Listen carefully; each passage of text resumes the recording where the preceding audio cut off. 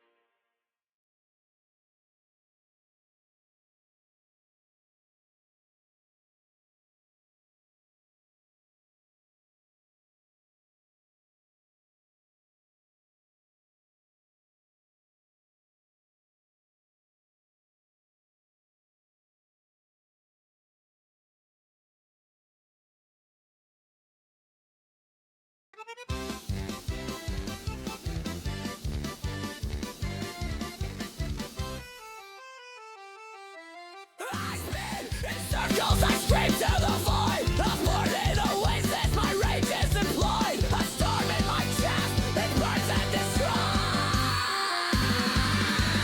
Dance with the chaos, spin till you fall. It burns and screeches the end of it all. Round and round until we crawl. This is the inferno, the polka brawl.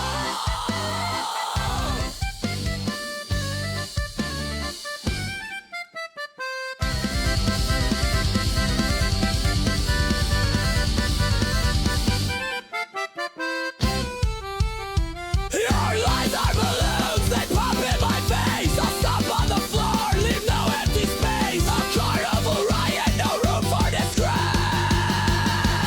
Buttons clicking, hearts are ticking. Fists are flying, skies are splitting.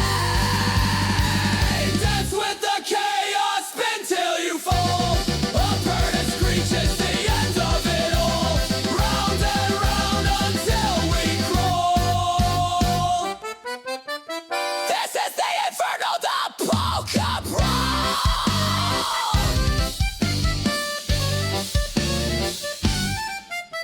The tuba's a demon, the snare drum's a beast. The accordion's fury will never be ceased.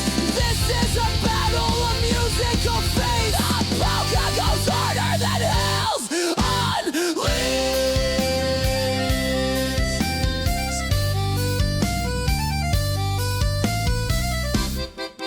Brawl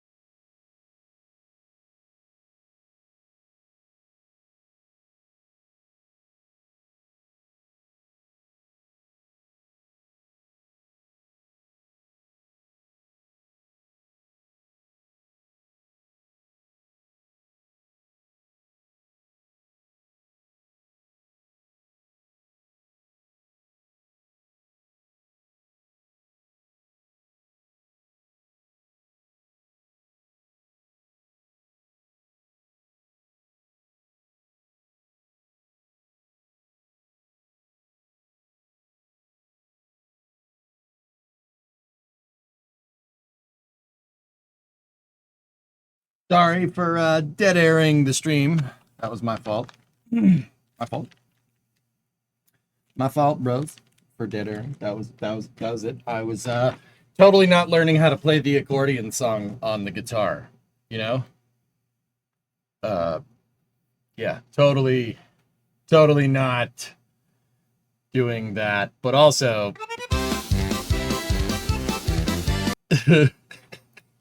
that song freaking rules.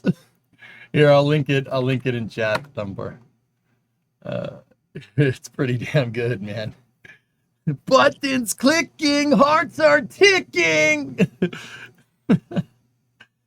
That's what the chaos spread through it all. Round and round until we crawl. Bop, bop, bop, bop, bop.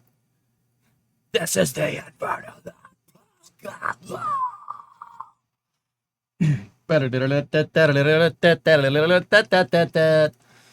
all right, how are you doing?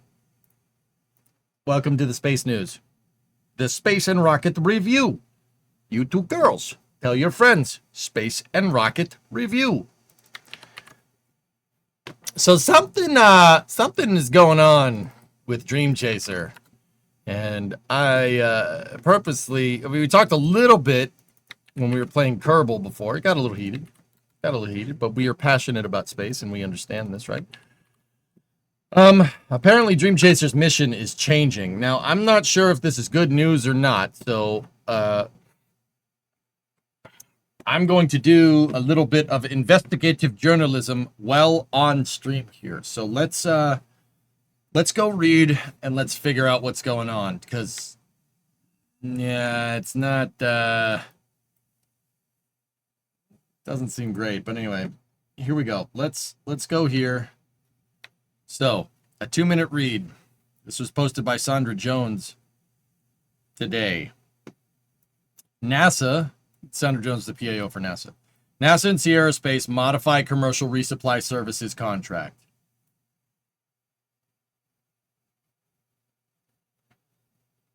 In 2016, NASA awarded a commercial resupply services 2 contract to Sierra Space, formerly part of Sierra Nevada Corporation, to resupply the International Space Station with its Dream Chaser spaceplane and companion Shooting Star cargo module. As a part of its contract, Sierra Space was awarded a minimum 7 flights, and the agency previously issued firm fixed-price task orders for 4 Dream Chaser resupply missions based on the needs of the space station.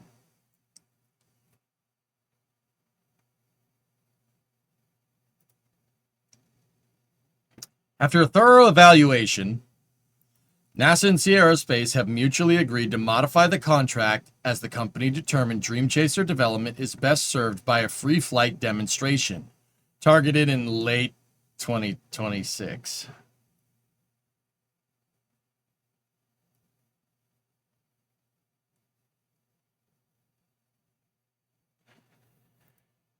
Sierra Space will continue providing insight into NASA into the development of Dream Chaser, including through the flight demonstration.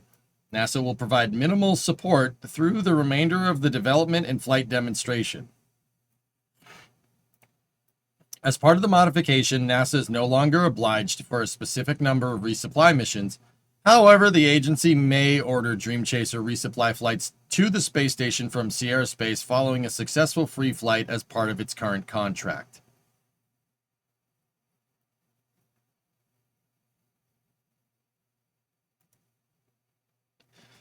Development of new space transportation systems is difficult and can take longer than what's originally planned.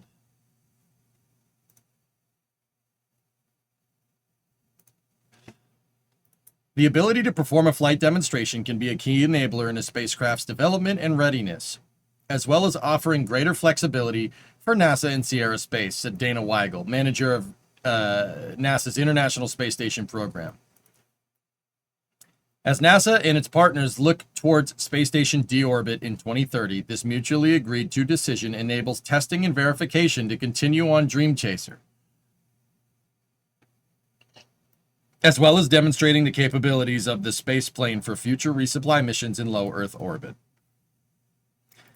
NASA and its commercial and international partners will continue to supply the orbital complex with critical science, supplies, and hardware as the agency prepares to transition to commercial space stations in low Earth orbit.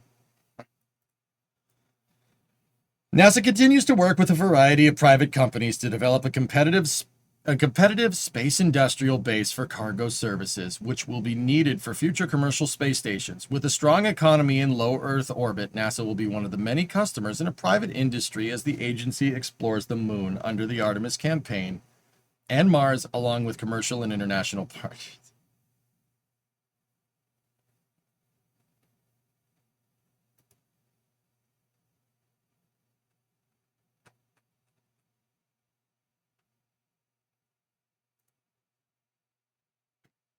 Discovery, go at throttle up.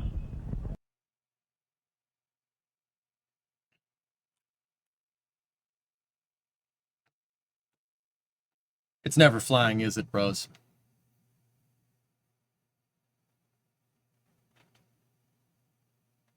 It's never flying, is it?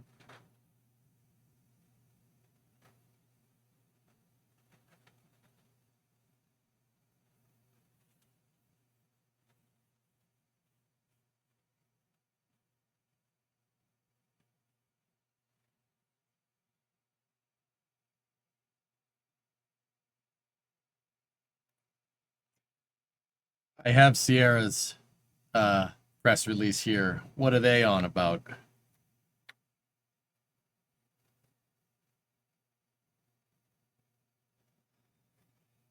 Sierra Space announces strategic transition for Dream Chaser spaceplane to expand capabilities and mission readiness for a multi-use demonstration flight.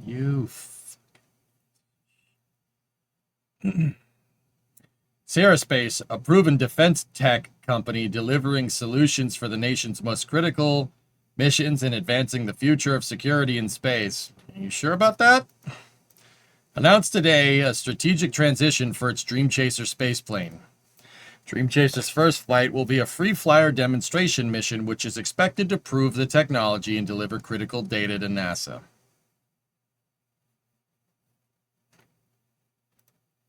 I have the Ars article. I want to see what Eric has to say about this. I'm curious. This approach aims to provide Sierra Space with flexibility to address the nation's most pressing national security space challenges, while continuing to advance Dream Chaser's capabilities for NASA and commercial customers.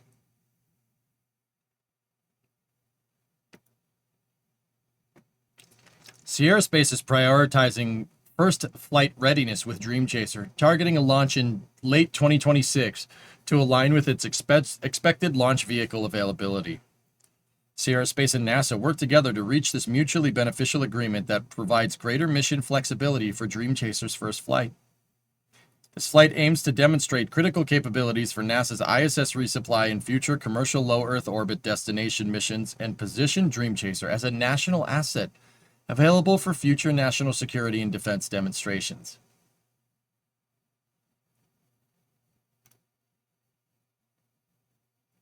As America's spaceplane, we believe its adaptability as an orbital hypersonic spacecraft and rapid deployment commercial testbed is current. Okay, just spare this nonsense. Tell us what's going on.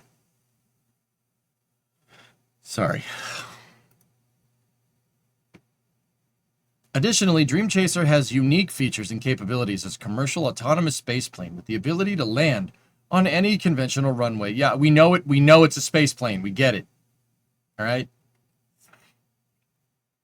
Dream Chaser represents the future of versatile space transportation. Yeah, it's been representing the future of that for the last 10 years.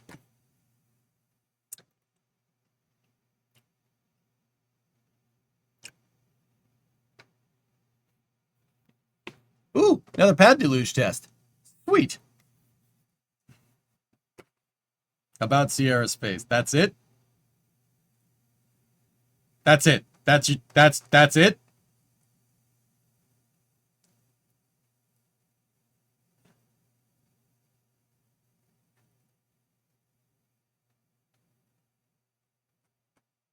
Can Bluefus tow this? Yeah, sure.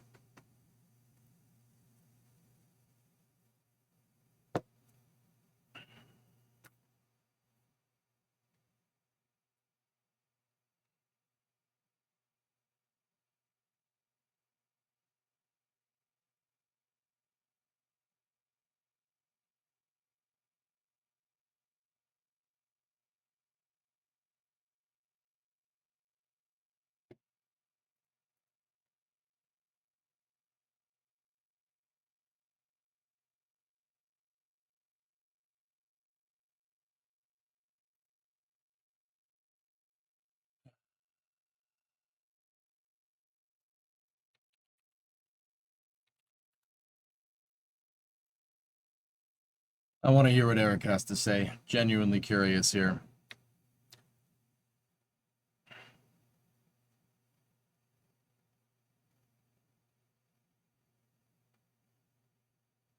Snarky EJ's the most funny.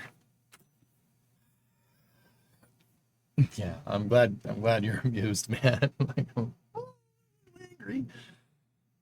That article is from August the 4th, way before this. Oh. It is from August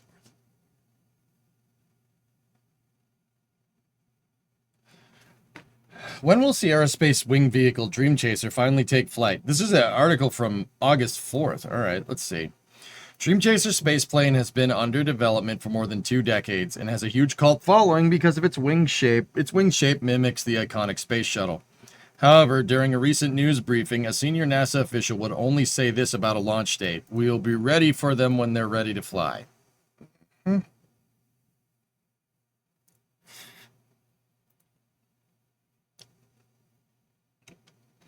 Comments came from Dana Weigel, who is the program manager of the ISS. The aerospace has had a contract with NASA to deliver cargo to the space station. Its first flight is intended to visit the space station. Weigel was asked about the Dream Chaser at a news briefing on Friday, following the successful launch of Crew 11. They're in final assembly, they're doing lots of tests, and they're doing what I call final certification work. Some of the big key areas that they're focused on is software certification. You got to test end-to-end all the different software functions, so that's a big focus area for them. And then they're still working on certification in the prop system.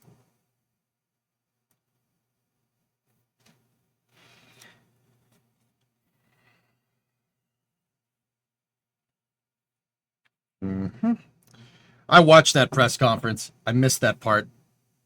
That's a huge red flag in retrospect.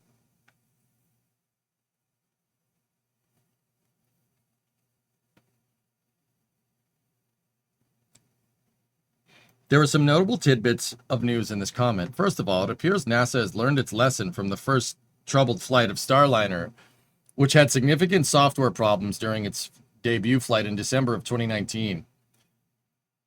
After this experience, it appears the space agency is requiring an end-to-end test of the spacecraft's flight software prior to visiting the space station. Additionally, there is a fact that Sierra is still working to recertify Dream Chaser's propulsion system. The spacecraft is powered by more than 24 small rocket engines, each capable of operating at 3 discrete levels of thrust for fine control or more significant orbit adjustments.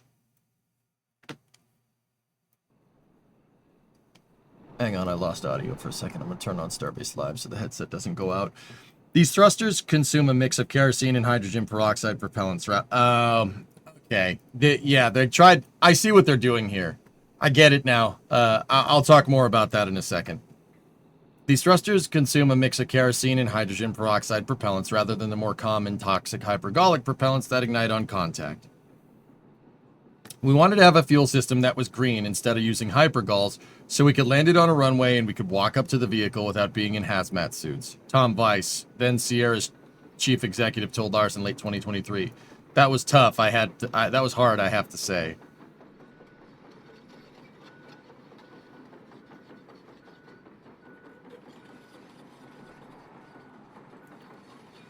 Apparently, it's still because, according to Weigel, the process to finish testing the propulsion system and certify it for an uncrewed spacecraft remains ongoing. We still have some of our integrated safety reviews to do, and we're in the process of updating both of our schedules to try and understand where does that really put us. And so Sierra's working on that, and so I need to wait and just get information back from them to see where they think some of that work lines out. First mission may not berth with the ISS. According to one source, Sierra is considering a modification to its first mission to shorten the certification period. Yep.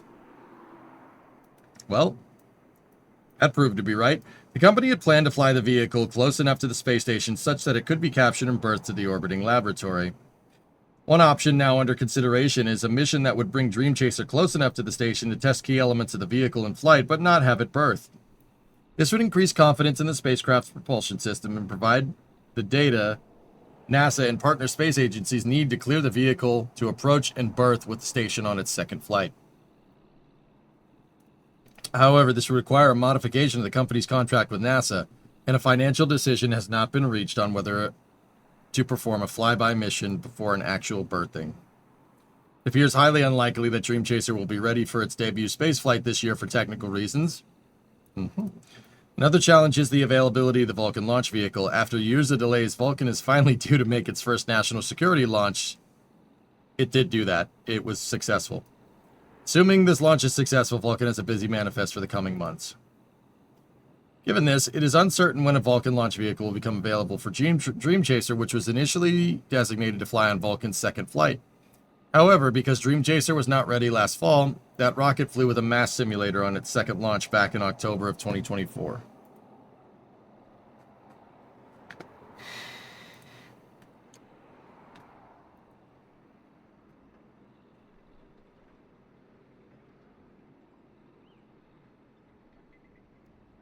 So, how much was that contract worth?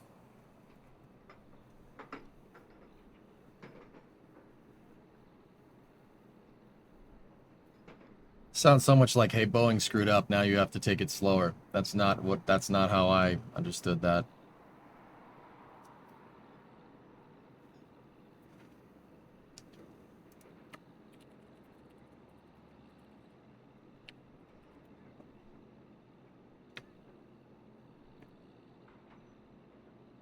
Let's take a look here. What do we have?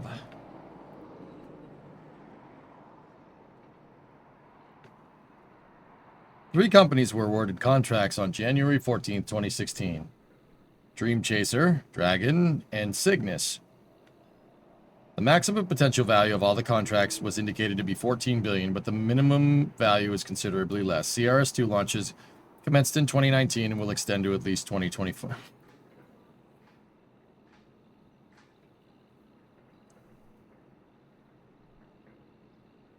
As of December 2017, NASA has awarded $2.6 billion on 3 contracts with a combined not-to-exceed value of $14 billion. NASA officials have explained that selecting 3 companies rather than 2 for CRS-2 increases cargo capabilities and ensures more redundancy in the event of a contractor failure or schedule delay.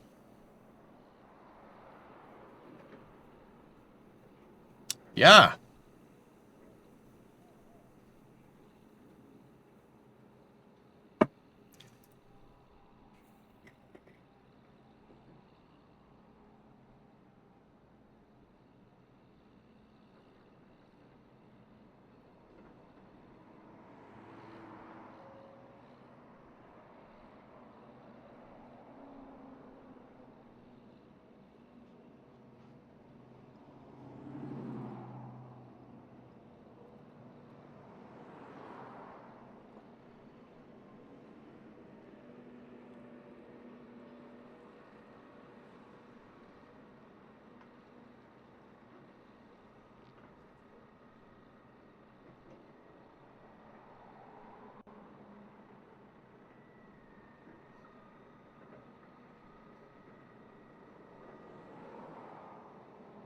Commercial crew development phase 1 in 2010, they got 20 million.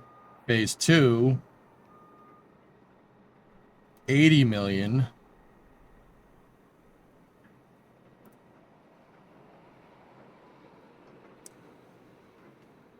CCI cap 212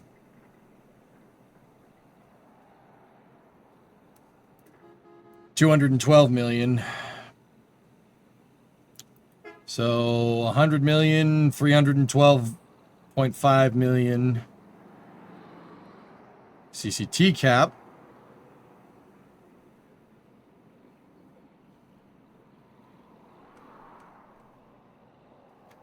$312.5 million thus far. That's what they lost CCT cap to Dragon and Starliner, and they protested it. They lost the commercial crew thing because their thruster system didn't work. Yeah, their thrusters were not good. I want to point out they lost because look, They lost it because their thrusters weren't working in 2014, guys. 2014. That was 11 years ago. CRS2 selection.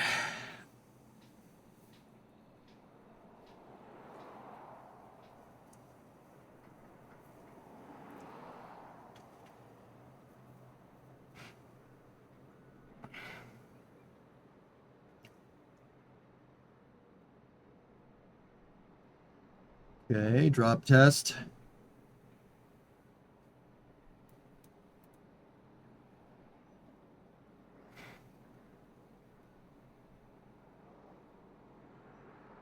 Did they lose because they weren't working? I do believe the design was not mature enough at the time, Aqualex. Apparently it's too, apparently it's,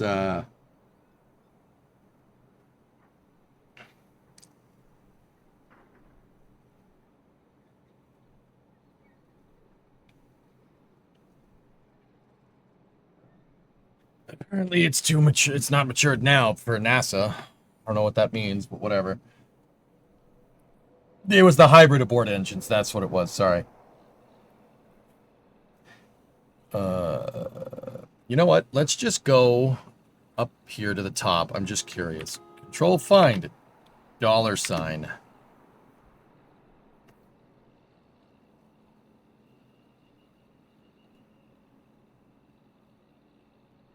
So, okay.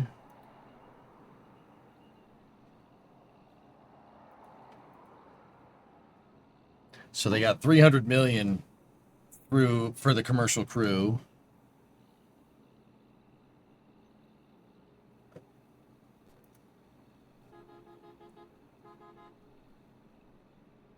Yeah, okay. Boeing and SpaceX received a $1.4 billion investment in Series A funding, which it would use to develop a crewed version of Dream Chaser and fly astronauts by 2025. On October 25th, 2021, Blue Origin and Sierra Space released their plan for a commercial orbital space station. Station called, yeah, their orbital reef. Yeah, okay, whatever. $1.4 billion in investment. So the total money sunk into Sierra Space for explicitly for Dream Chaser is $1.7 billion over the last 10 years. Well, 15, let's say.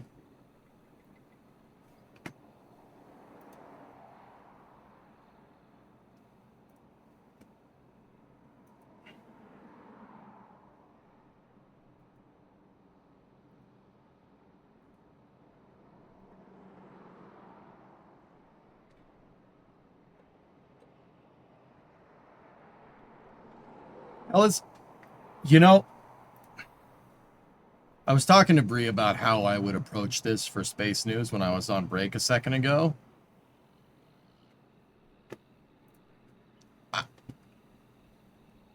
Dude, I love Dream Chaser. It's awesome. I'm not trying to go, like, barking up Sierra's tree or anything. Like, I'm not trying to put him on blast. But, I... What have you been doing the last 15 years?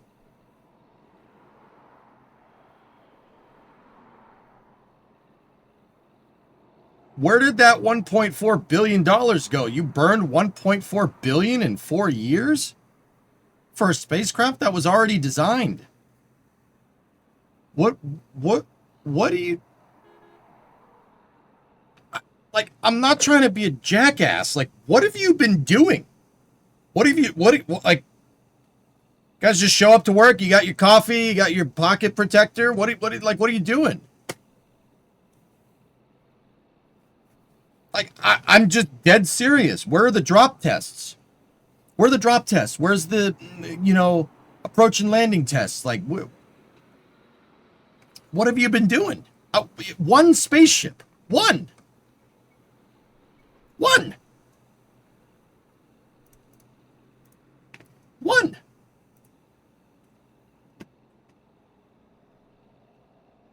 No, I know they did them, Aqualex. I get it. Like,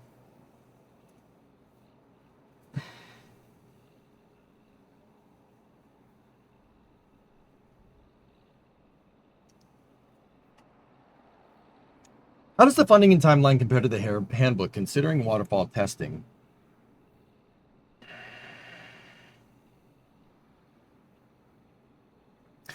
Okay, you really want my honest opinion? I'll tell you right now.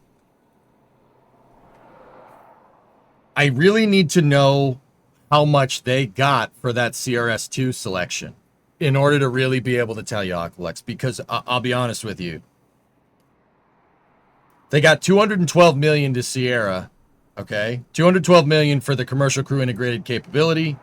They got 80 million for CC Dev Phase 2, 20 million for Phase 1. 312 million. Dudes, I'm not trying to defend them. That's not a lot. That's not a lot of cash to make something like this. It's not a lot. But you know, this is where there's a lot more to this story that's being told, especially being told to these reporters. I know. I get it. I get there. Obviously, something is wrong here. I'm trying to put my finger on what that might be. I will say that that's not a good amount of cash, but SpaceX got similar funding for Dragon. Granted, Dragon is a little bit simpler than Dream Chaser. What I don't get is how you can have a $1.4 billion Series A investment and then...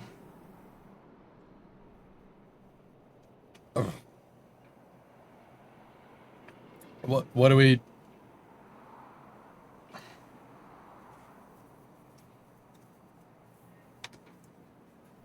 Underestimate the ability of people to grift the government. You know, I get it.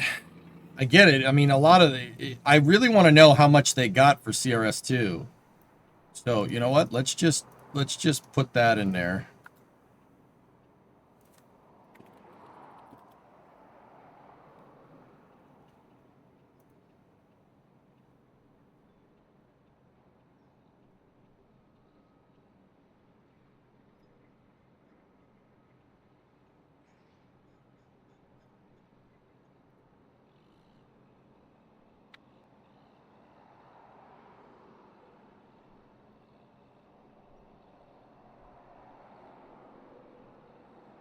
So maximum is 14 billion. Okay, but that's for like the maximum amount of missions, right?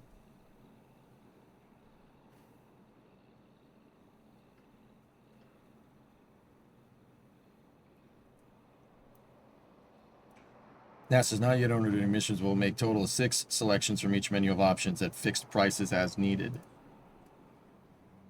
Found a PDF, but it's redacted.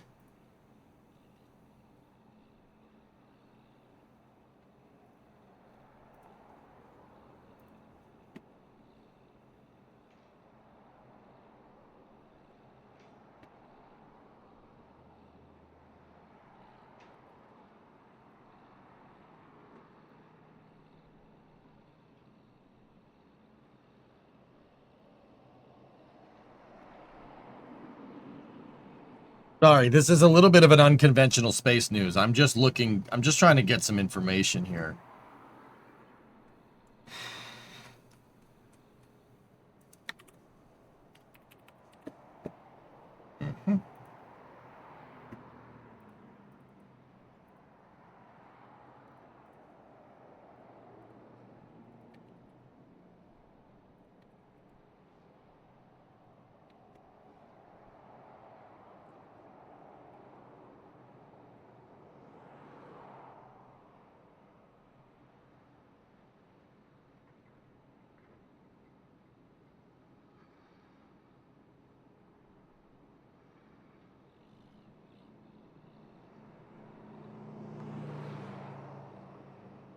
There's a deep dive almost every space news. All right, fine, whatever.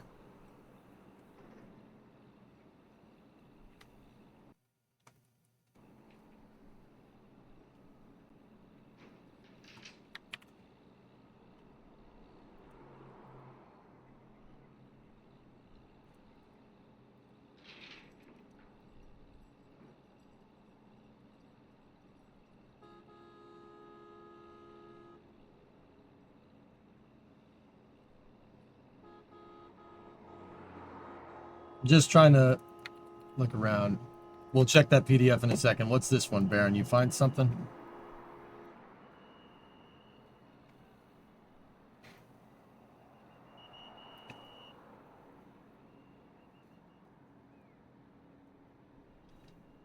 I don't see anything. This. Yeah, it's Starbase Live, so the headset doesn't go off. Who's honking? Somebody, some trucker at Starbase Live is. Yeah.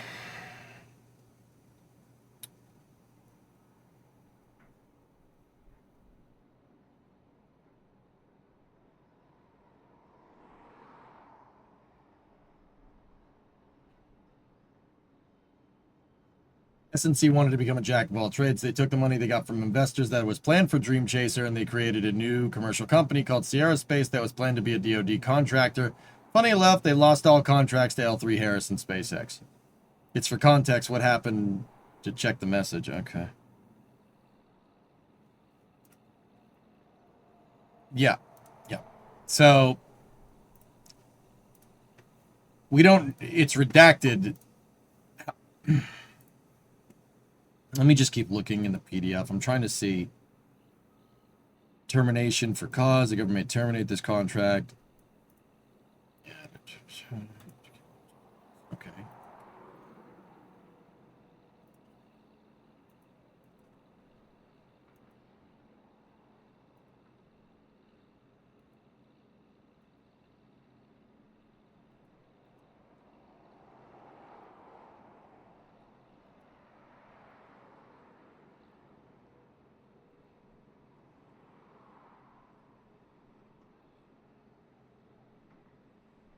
Yeah, they all the contract line stuff has been redacted. So we don't know how much they got paid, if at all.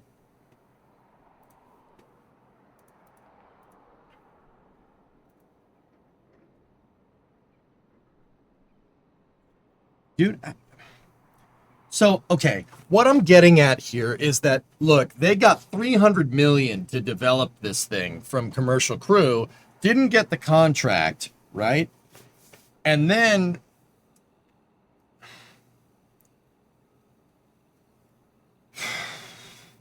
that was in 2014. In 2016, they got that CRS2 contract. Who knows how much that was for? And then they got a $1.4 billion, $1.4 billion Series A funding for Dream, like it's specifically for Dream Chaser.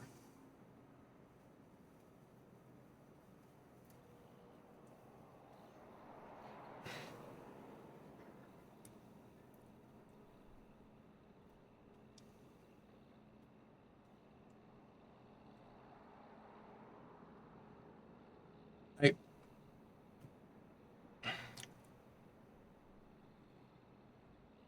Where's that? Let me show you. Let me see if we can find that source. Hold on.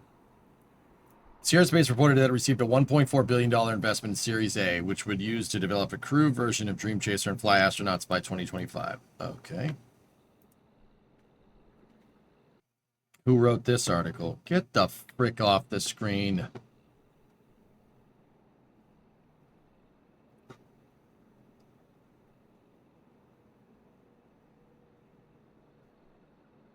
They're paid on delivery milestones. So yeah, they didn't get anything from that. Okay, cool. Because it was fixed price per mission.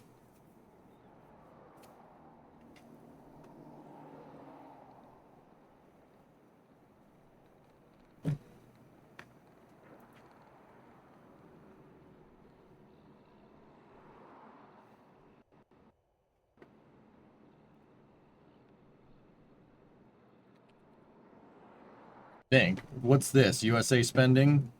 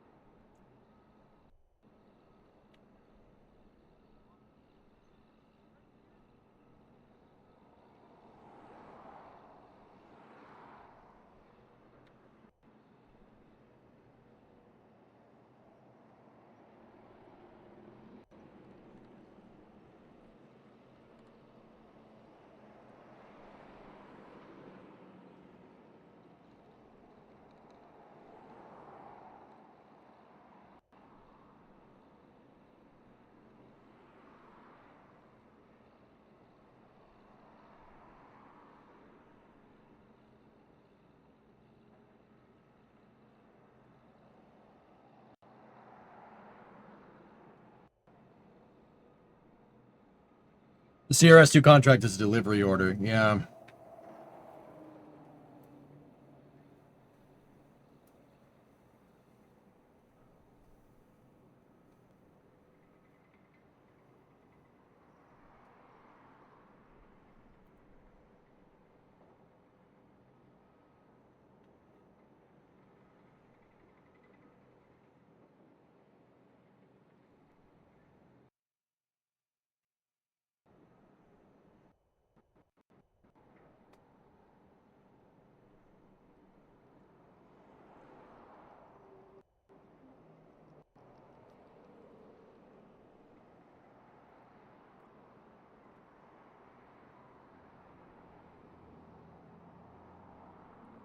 I mean, this isn't just for Dream Chaser, guys. This is for everything.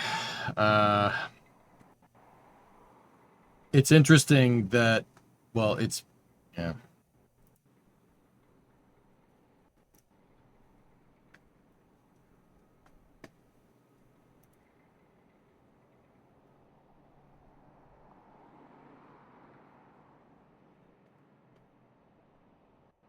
I'm just trying to see how much money has gotten sunk into this thing for it to sit in a hangar. But clearly it's over $1 billion, but I mean, most of that's private. Most of it's private investment. Something weird's going on here. It's too hard to tell what it is. Yeah, I'm not 100% sure. It's hard to say.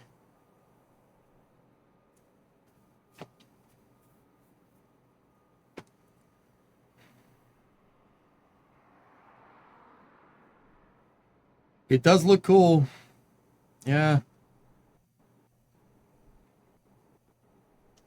Made a stink because they didn't get on the first contract, and then when they got the second contract that says we'll distribute the missions fairly, NASA seemed to slow roll the propulsion certification and said, "Oops, you didn't get any missions."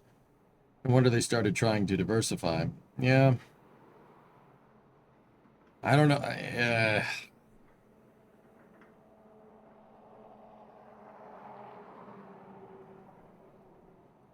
Is Dream Chaser not going to fly at all? NASA basically took Dream Chaser and Sierra Space out of CRS2. And Dream Chase, basically NASA and Sierra Space agreed to have Dream Chaser do a free flight in 2026, basically a year from now. A year from now, to not even go to the space station, just go up.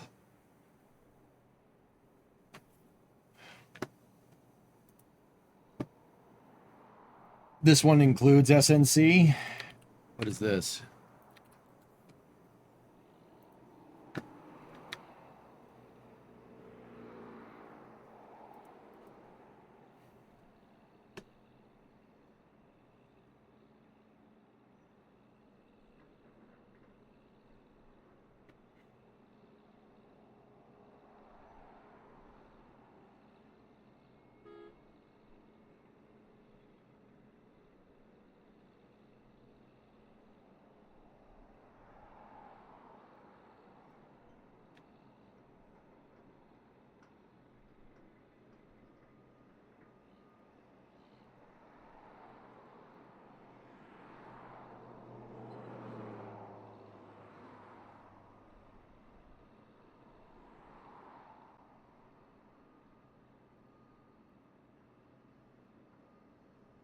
They're still supposed to receive money from NASA, right? So where does the cash go?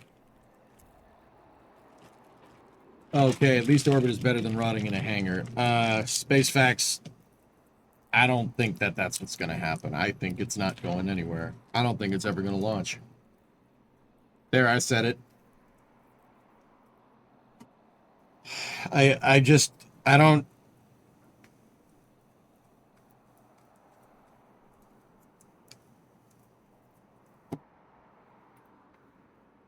Something ain't adding up here, dudes.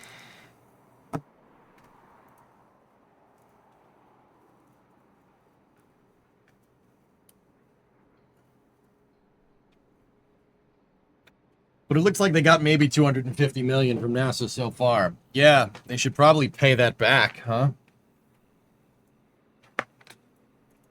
I know, Sierra, you can't, that's not an end all. The USA spending is not an end all be all because that's showing all contracts, guys. That's not showing just contracts for Dream Chaser. You know? NASA should just completely ditch the contract. That's basically what they just did, Hellfish. They said, hey, you ready? And they said, well, and they said, all right, go fly it whenever you're ready, and we'll get back to you. That's basically what just happened. Maybe NASA's being more cautious after the Starliner debacle. It's possible.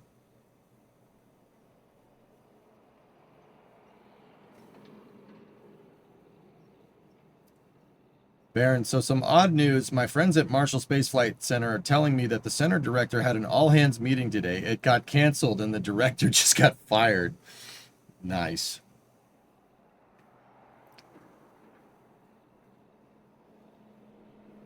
So is this like the time Boeing bailed on NASA with the XS-1? Correct.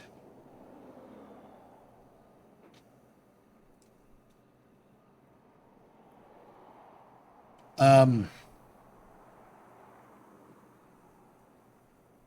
me, it really looks like NASA said, we don't think you're ready, and Sierra said, let us prove it. So, Aqualex, I'm not trying to say that you're wrong, but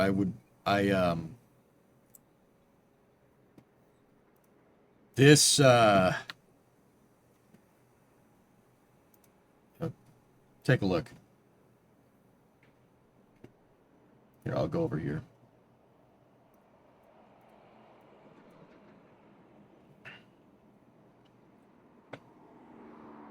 What do you think of that, dude?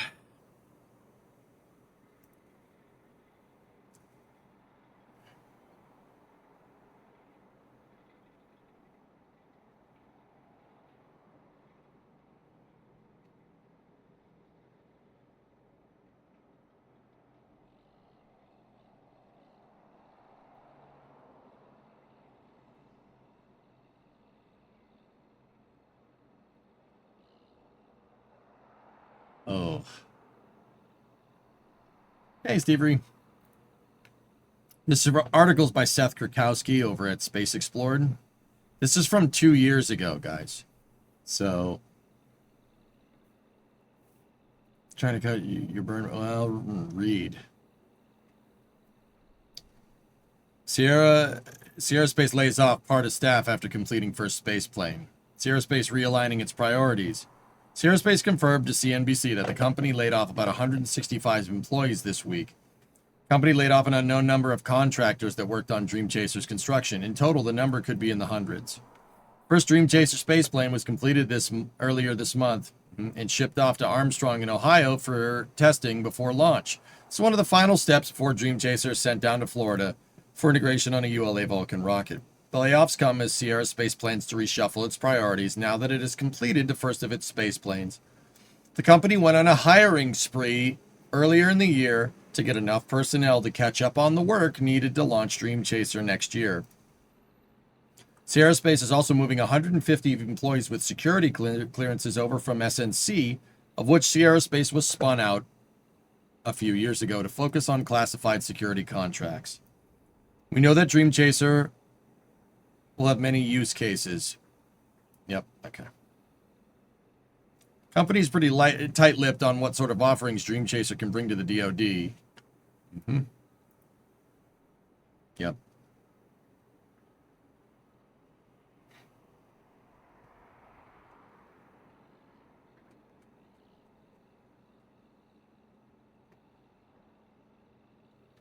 What if they're trying to sell it? So they got close enough and now they're ramping it down until they get an offer.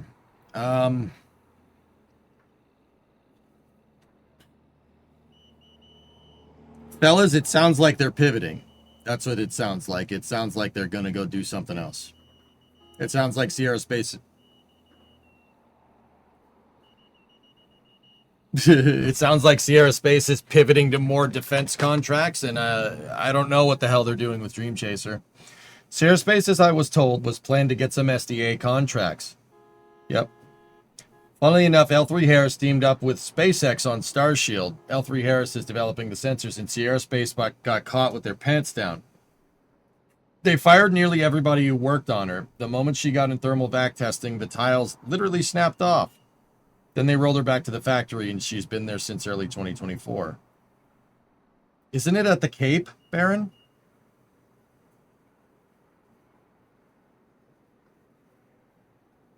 I just don't. This doesn't sound like they're getting slow rolled, Aqualex. I think that they're dragging their feet.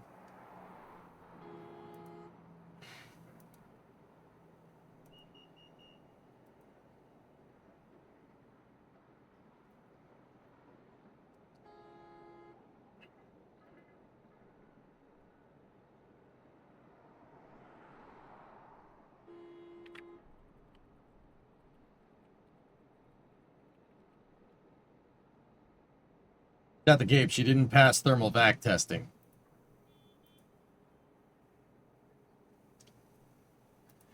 Could corporate espionage have anything to do with this? I don't know, goalie, maybe.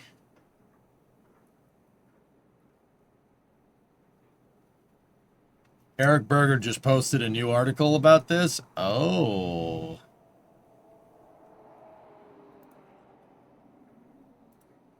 All right, what's Eric up to? This is just now. The Dream Chaser spaceplane, which has been under development for 2 decades now, seems like it might be further than ever from taking flight. On Thursday, NASA confirming an earlier Ars Technica report. Once again, fellas, you can say whatever you want about Eric Berger, but his sources are good. His sources are usually spot on. Like, I'm not sure I particularly agree with how he looks at how the, like the state of the, spaceflight industry should be, but yeah, his sources are ace, dude. They're really good. Said the first flight of the winged spacecraft will no longer berth to the ISS. Rather, it would be best served by a free flight demonstration. Development of a new space transportation system is difficult and can take longer than what's originally planned. Yep. As NASA and its partners look forward to the space station, this is what we already read. I want to see what Eric's thoughts are on this, just out of curiosity. Development work on Dream Chaser began in 2004 when a company named Space Dev resurrected a NASA concept known as the HL-20 spaceplane. Sierra Nevada Corporation acquired Space Dev in 2008 and proceeded to win $362 million in NASA contracts to work on crewed transport to the space station. Yep, that's pretty much in line with what we found. Sierra Nevada ultimately lost out on the commercial crew competition to Boeing and SpaceX, but in 2016, a cargo version of Dream Chaser was on-ramped onto a NASA program to deliver cargo to the space station. As part of its contract, Sierra Space was awarded a minimum of 7 flights to the space station. Total value of the contracts for dozens of supply missions to be split among SpaceX, Northrop Grumman, and Sierra was $14 billion. A NASA spokesperson declined Thursday to say how much money has been allocated to Sierra for working on a cargo version of Dream Chaser.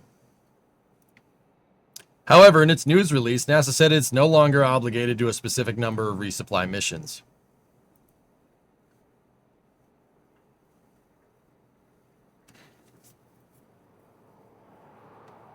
Rocket Guy, what's up, dude?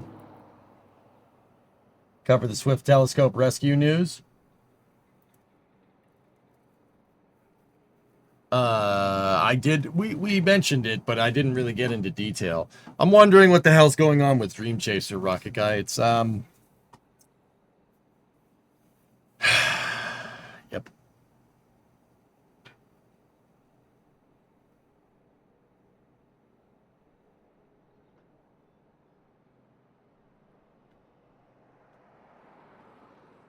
Dream Chaser represents the future. Not saying how much money was allocated is not great. Yep.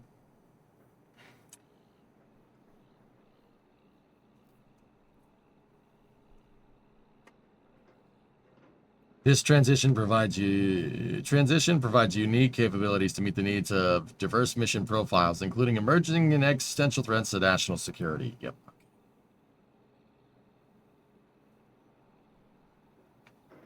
Although the NASA news release does not detail the space agency's concerned about allowing Dream Chaser to approach the station, sources have told ours the space agency has yet to certify the spacecraft's propulsion system.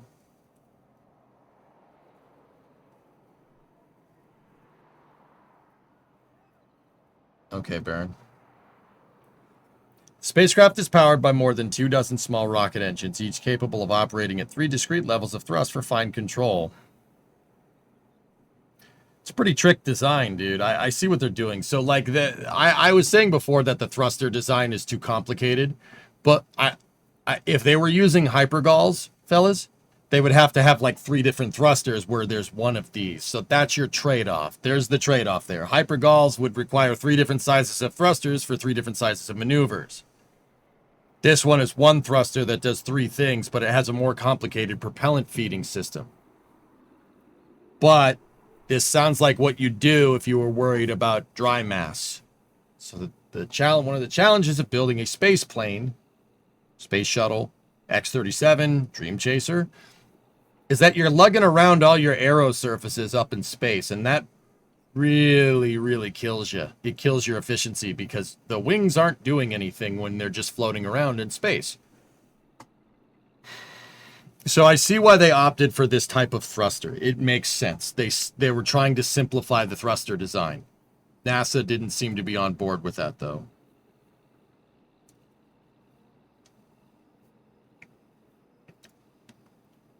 Mass, Baron, would probably be my guess, dude. But I see the trade. I still would have gone with hypergalls. Just borrow thrusters from the space shuttle. Go with what you know. I would have used those exact design. I would have went to L3 Harris and be like, yo, I need those. I need a lot of those, like right now. But I understand why they did what they did. Like, that makes more sense. I wasn't getting the 3 discrete levels from one thruster when I was playing KSP earlier. I get it. This is why I was like, no, stop. I need to go figure this out. Yep. Certification is a necessary precursor for allowing a vehicle to approach the orbiting laboratory. Sierra is now targeting late 2026, but that date is far enough in the future that it's likely subject to Berger's law. Eric, don't cite your own. Probably means net 2027. He is right. Yep. This all but precludes a cargo mission to the International Space Station, which is scheduled to be deorbited in 2030. Presently has two more than capable supply vehicles with Dragon and Cygnus. It's possible that Dream Chaser could serve a future market of commercial space stations in low Earth orbit, but to do so, Sierra will have to get the vehicle flying reliably, frequently, and at a relatively low cost to compete with Dragon and Cygnus. Those are big hurdles for a spacecraft that is now many years behind schedule and no longer has any guaranteed government missions.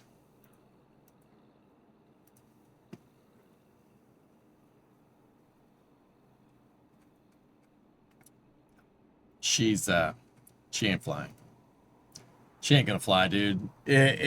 Worst, best case scenario, Sierra Space is putting it on the back burner and getting some defense contracts so they can fund this. I'm just really wondering where that $1.4 billion went. Where did that go?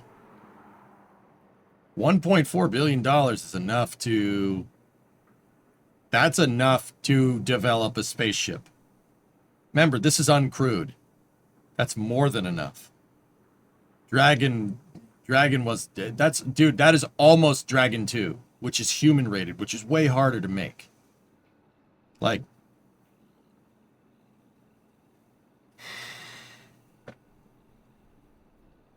No, I get it, Oglex. It's a cool design. I see why they did it. I see why they're doing that. That's a good idea. You save a lot of mass that way. You save a lot of dry mass that way. I get it. I understand. It's not just environment and stuff. It's like early offload capability when it comes back, etc., etc. Simplified thruster design at the expense of way more complicated plumbing, but I get it. I understand.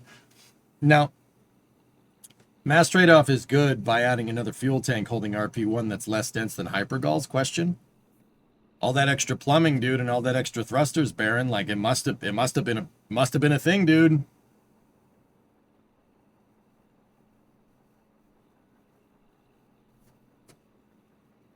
For clarification, what's that type of stream rocket review like what you do there? What do you mean, astrophysics? What vehicle does Orbital Reef use now? No idea.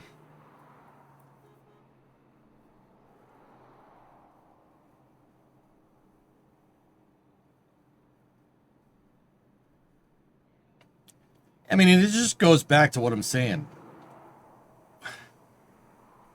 What have you been doing this whole time? I'm just genuinely curious. Like, they were making such good progress, and then they canned everybody. I don't understand.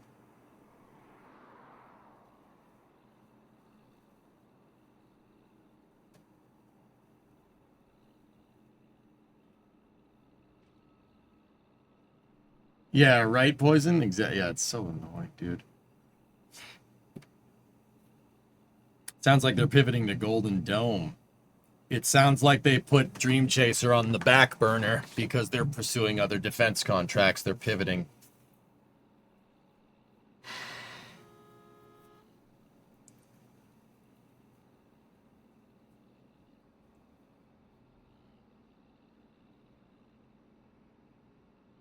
I look away for 15 seconds, and now your kid is rolled under the TV stand. Hey, get out from under there. What are you doing?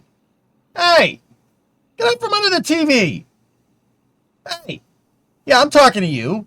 Get out from under there. What are you doing? What are you doing? Why would you do that? Hey, don't touch the cables. Don't do that. Don't unplug me.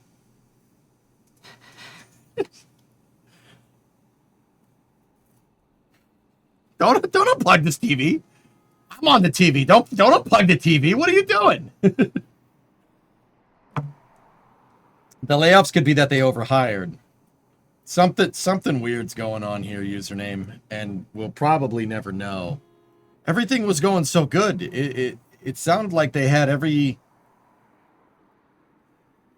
It sounded like they were making good progress, and then they just canned everybody. There's something more to this, dudes. There's something more. Something else is going on here. Something fishy. I don't know what it is, man. The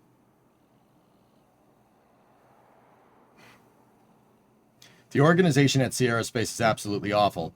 Now, Cyborg, I have heard that. I've heard that before. I've heard that from people who roll in the same circles as us, dude. Yeah. I've heard that before. The program has been plagued by bad decisions and incompetence.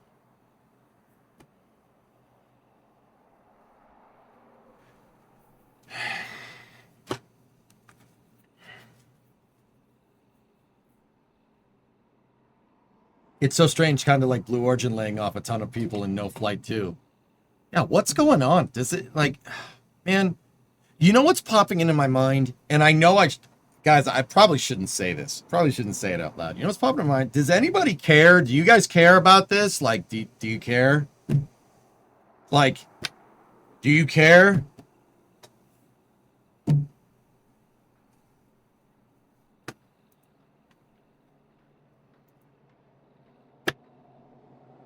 Not you guys. I'm talking about the people that have these contracts. Like, do you give a frick? Is SpaceX the only one that cares? Like, SpaceX and L3 got an SDA, yeah. Like, do you care? Like you just, you know, it's just another job, right?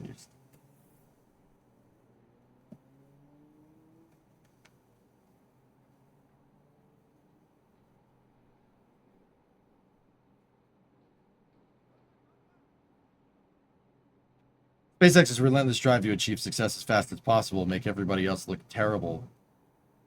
I mean, Bill, there's making everybody else to look terrible, but I don't think you need SpaceX to say that this project is an absolute clusterfuck.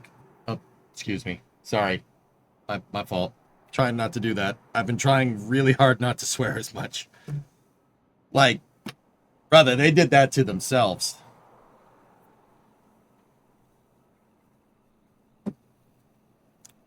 Like, ULA cares? I'm sure Tori Bruno was a little pissed off when he said we're going to launch Dream Chaser. Wait, never mind. You know, like, I mean, my virgin ears. What's up, Etel? Sorry, I don't. I'm trying to cut swearing out of my vocabulary completely, dudes. It's difficult. It's difficult, like completely, and not just on stream, just completely. That's hard to do as somebody from the Northeast. You guys, kids under the TV, get out from under there! Hey, what are you doing? Like, I don't know. I'm sure the average person like to work on SpaceX is equally devastated when the project gets shut down. For sure, for sure. That's okay. You'll pick up slack for me. Thank you, thank you. I thought it lowered your stress meter. Well, that's only swearing in Finnish. Estapito. Sapercale. That's see that now. See, we are de-stressing here. I guess ULA made the right decision to fly an internal Cert 2 rather than waiting for Dream Chaser. I don't think they had a choice, Phil. I think they said, what are you guys doing? And they're like, it's got tiles on it. And they're like, okay. Cement block it is. Call Tori, get the cement block. You know, like.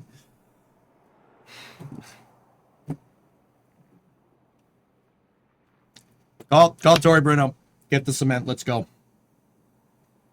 Shut up, Mimsy. It's got a funnel at the back. Like, it sucks, man. Why tiles on top? I have no idea. I don't know.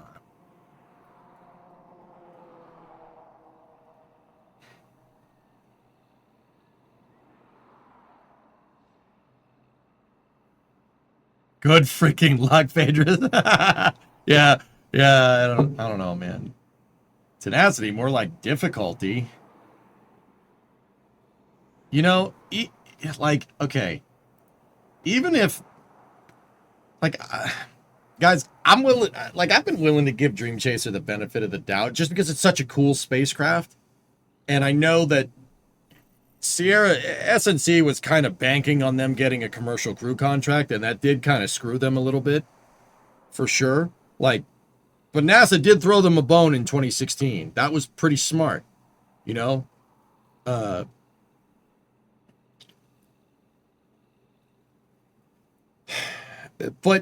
you know, to get them on CRS2, that was pretty smart. But once again, like, what have you been doing? What have you been doing these past couple of years? Like, SpaceX had Dragon finished in 3 years. You know, it was operational in 4. Resupplying the space station, right? Dragon 2 started development in earnest in like 2014, and they had people flying on it in 2016 or 2020, excuse me. The Eagle has landed. Sierra is a banker and they have no interest. Space capsules aren't easy. Look at Starliner. The same could be said about them, Grim. It goes back to my question. Like, do you guys care? Like, what are you doing? Dragon 1 had the benefit of operating Dragon 2. Yeah, I understand that. But see, here's the thing. Like, I understand Dragon is a simpler vehicle, right? It's a capsule, so it's a lot easier to make. I mean, it's not that much easier to make, but whatever. It doesn't matter.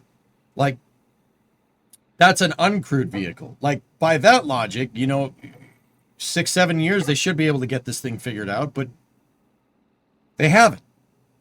They got 360, I think it was 360 million for commercial crew to develop this thing. Like,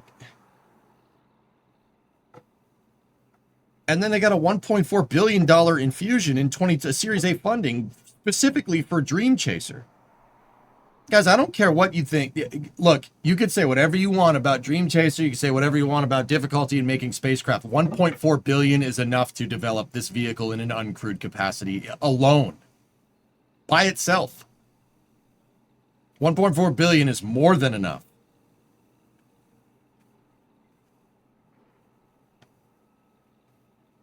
It cost scales exponentially with complexity. Grim, you're telling me that this company has been fiscally responsible?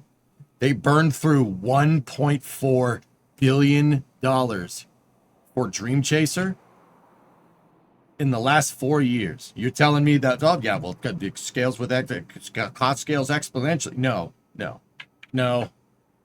I agree. You're right. You're wrong in this context. There's no freaking way, dude. There's no way. Look, man. How does this type of thing not lead to some form of Senate hearing? That's what I'm saying, man. Where's the $350 million they got for developing this thing?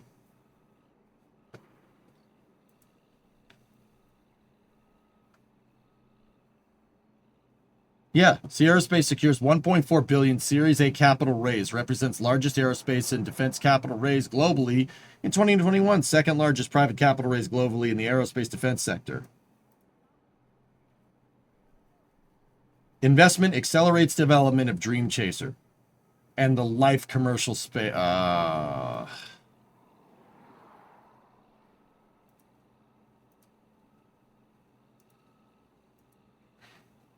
It's always money in the banana stand. How much did Starliner cost? 4.2 billion in 2014. What I was told when email would go out asking for someone to complete a part of a project, like 10 people would reply to that email. Then those 10 people will see that someone else had replied saying they would do the work.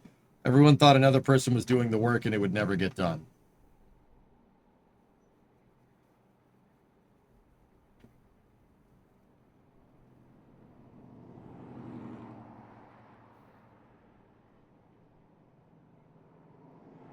Wow.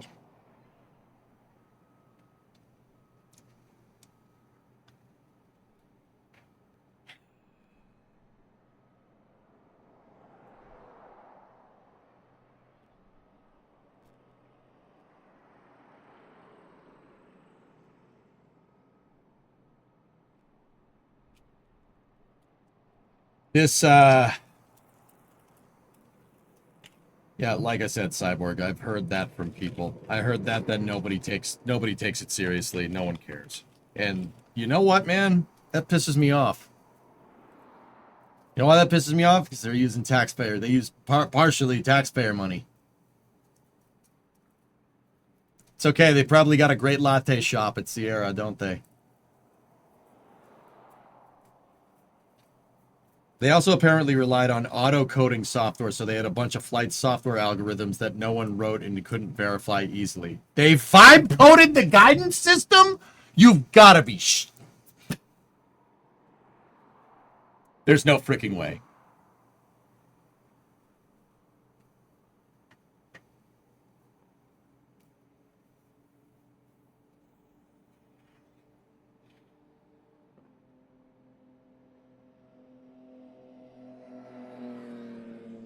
I'm having problems.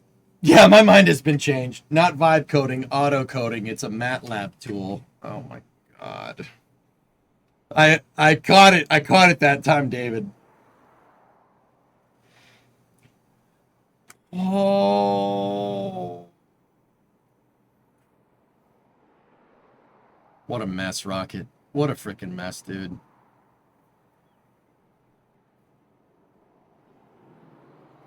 You got to roll a duct tape to keep your head where the doctors can fix it. Yeah. Yeah. You know. Goodness. That's what I'm that's what I'm talking about, dude. Like, bro, what are you doing? What are you doing?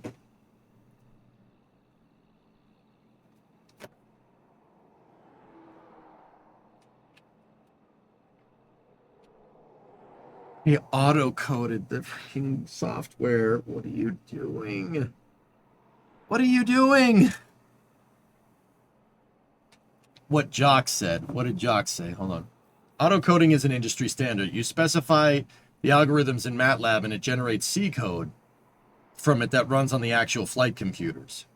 So that's, you're telling me that's not a bad thing? I know dick about software. Like,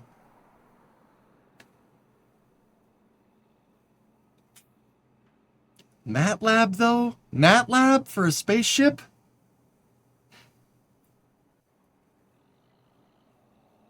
Not super bad, but hard to review.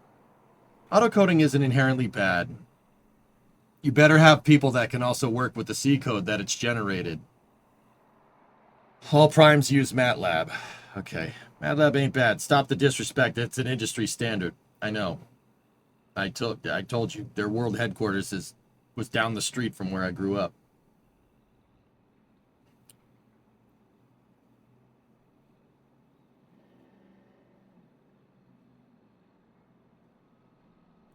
Why not just use ChatGPT? This is a little bit different from what Rocket Guy is telling me, dude. It's not exactly vibe coding, but it's vibe coding if no one knows how to read the code that it spits out. Like, needs to be set up right. Then it's pretty good in that the algorithms implemented should be actually what you simulated. Cool.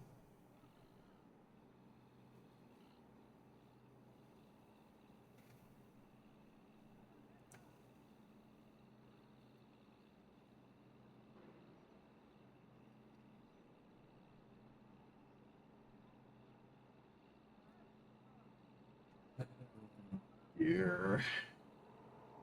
Yeah, fellas, look, man, I like being optimistic.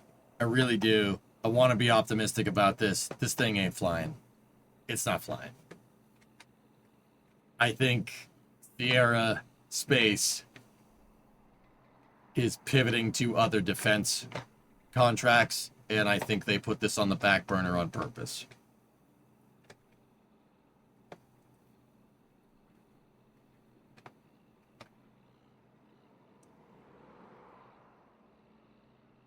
MATLAB is used more, but yeah, okay. By mathematicians, i.e. orbitals, and by engineers. Sort of like Excel's for managers, not something I would use in this case. Yep. Auto-coding, I would say, is different from Vibe because you still completely create the algorithms you want first in Simulink. Then a rule-based engineer translates. But yes, it is still something you need people to actually know and understand and work with the C code that is generated. Which contracts? They haven't gotten any and they still have no money.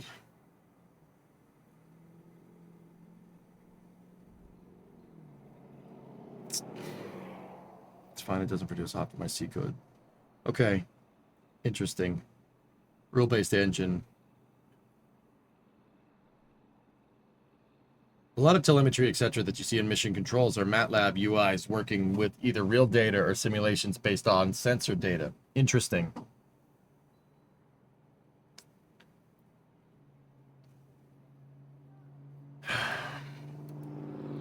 Something's wrong. Something's wrong here, dudes.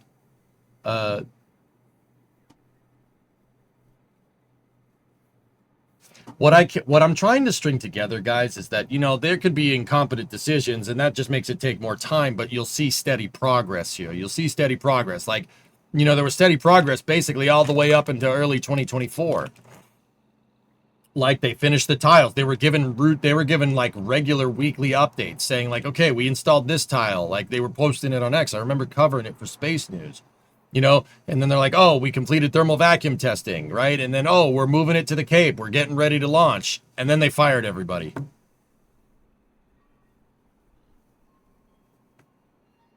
Something that doesn't make sense. Something's wrong. Something.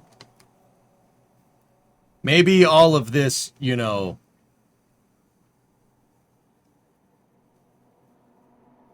maybe all of this quote unquote incompetence in, you know, MATLAB using, I know that's, I get it now. I understand.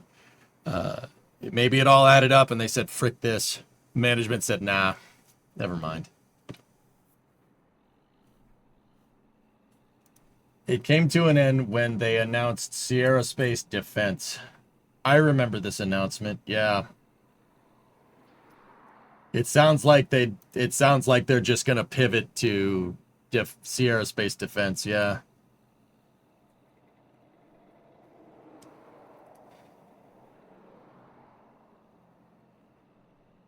Check out Simulink later. It's a MATLAB extension. Kinder, if it's one thing I gotta learn, dude, I gotta learn the software side of stuff, dude. I am so ridiculously lacking in that area. It's kind of bad. It's bad. It's where all the money is right now. And when they announced they're going to make their constellation, I remember this. The Vinlerd, yeah, I remember. Yeah, they're Sierra Space is a subsidiary of SNC. Yes, yes, yep.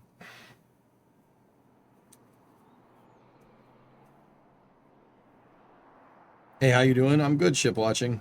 I have a big question before I have to go. Does NASA use those 5-segment SRBs ever? I know it's supposed to be used on Ares 5. Yeah, they're used on SLS.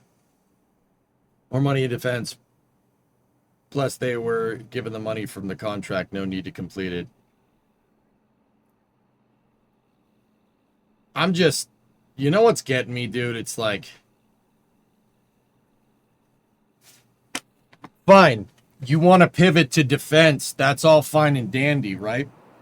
Whatever money NASA paid you for this, you're using their facilities and stuff, the things at the Cape. Whatever money that was taxpayer dollars that got put in your company, you should pay back if you want to renege on this. Check their defense catalog. Yeah, it's full of a bunch of stuff I don't really care about.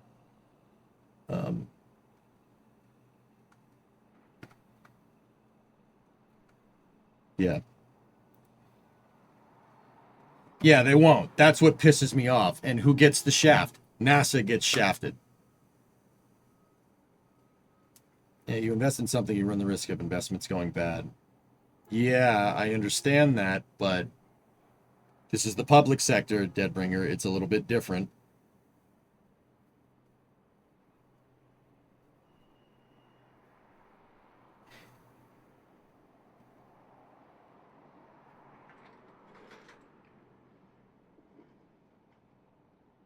Smells like fraud.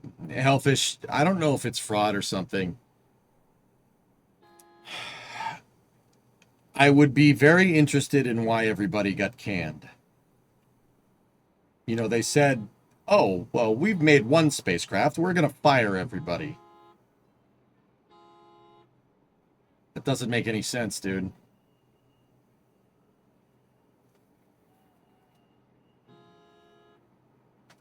Boop.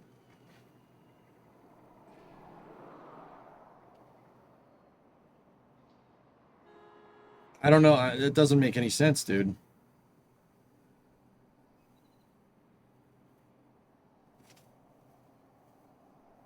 Axiom Space made a solar panel announcement. Yeah, I know. I have that teed up.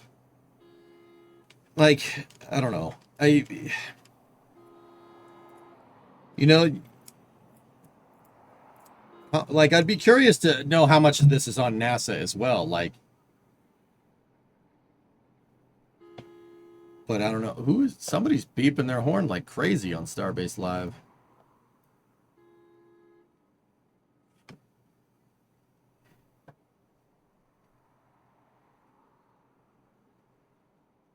NASA's basically calling it a write-off with the let us know when you're ready. Sounds like the tech bro strat that's been messing up games and other software.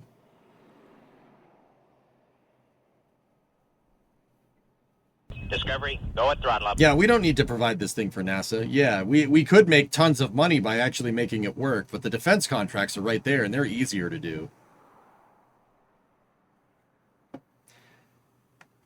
Dr. Devious, hey, tier 1 6 months in advance. Thanks, man. 56-month resub. Like, I don't know. It's just...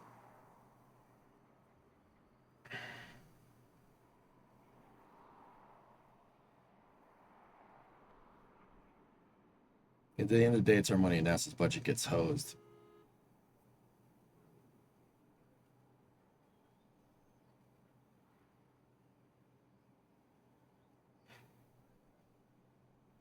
Yeah, Creation, I can't help but think that that's what's going on, dude. Discovery, go at throttle up. The defense budget is much higher, so even a small piece of that pie might be better for them. Yeah. Yeah. We don't need to follow through with this. We can make money over here. It's all right. We don't need to pursue that contract. Like, it's like, dude.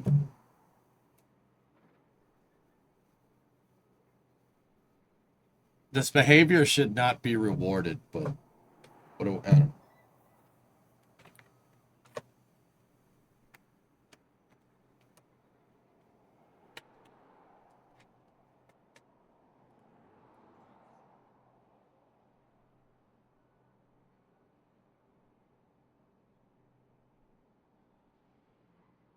The defense pivot is successful, then Dream Chaser will probably fly. Strict, that's what I'm thinking. I'm thinking they put Dream Chaser on the back burner, and it's, you know, that's why they're going to be like, oh yeah, we'll fly in 2026 or something. They put it on the back burner to make some cash, and then maybe they'll work on it later. But you know, like,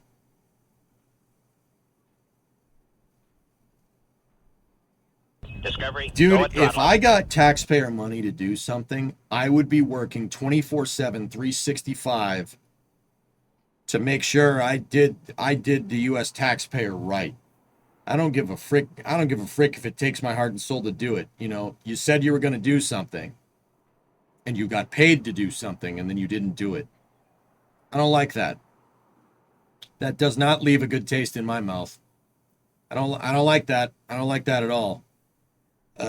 You know, and it's really annoying. Like, I understand Sierra Space, and I understand they want to pivot to defense because it's more profitable. I get that. That's totally cool. You know, brother, you said you'd do this.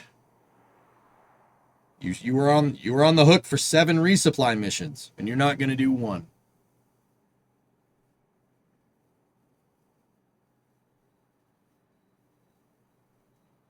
You know, hey, Nova 1 year. Thanks, man. Another space project going nowhere. You know, Starliner. You guys got $4.2 billion. 4.2 billion with a B.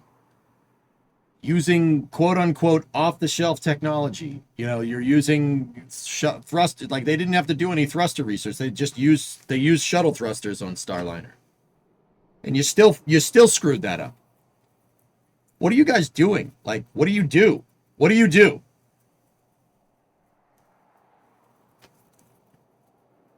Like, you guys are on the hook for six so Starliner's on the hook for 6 missions. Is it going to do 1? What have you guys been doing this whole time?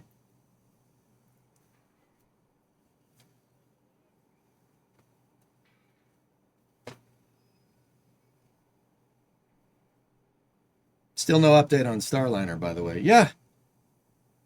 Yeah, Phil. Like, that's what I'm saying. Like, do you guys care? Like, do you care? Like, does anybody care? Like, there's no doubt that the people that are putting hands on the spacecraft give a frick. Like, I know, I get it. They care. But, like,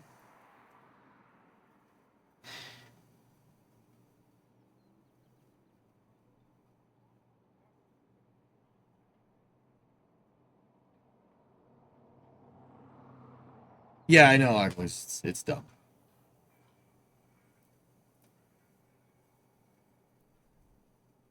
Like, it's a lack of accountability. And you know what? Like, Aqualux, you're right. It is on NASA. You know, I mean, I think NASA is not completely off the hook here. It is on NASA to hold these people's feet to the fire, but they don't do it. They just, yeah, all right, it's going to cost you another $1 billion. All right, here you go. Like,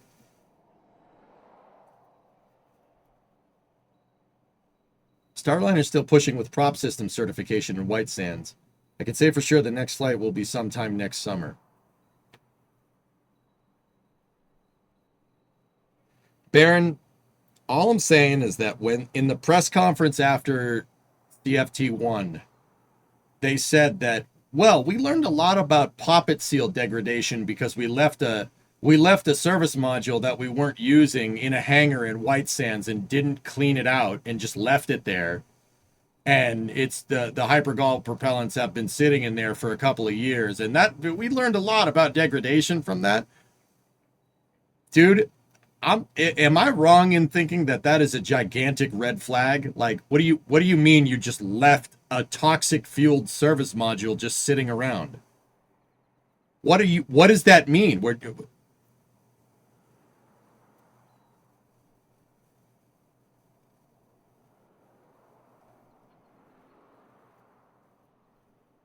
Yeah, that section of the base was closed after that incident.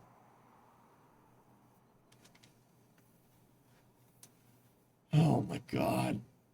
What are these people? What are you doing? Like, what are you doing?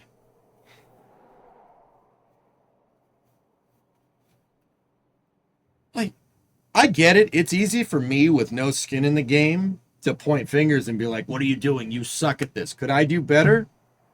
Probably not. But you know what, dude? If I got $4.2 billion to make a spaceship, I would work myself to the bone. To the freaking bone to make sure that that thing worked.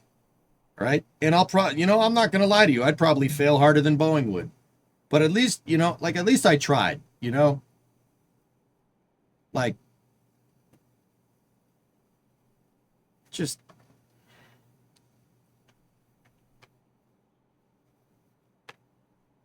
It's very frustrating, dude.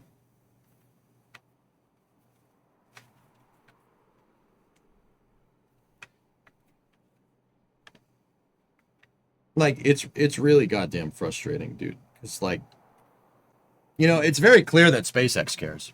It's very clear they care. They really care about the mission. And I'm not saying that other commercial contractors don't. ULA cares about the mission. You know why? Because when they launch stuff, it freaking works, and it works perfectly, except the Cert 2. But they figured that out, right? Like, it's not, this industry isn't without its without its bumps in the road. Maybe they had your accountant. Yeah. Rocket Lab cares. They care about the mission. Yeah, exactly. It's just, it's an error to the system to avoid accountability. It's buried in layers and layers of bureaucracy to avoid the consequences of decisions made.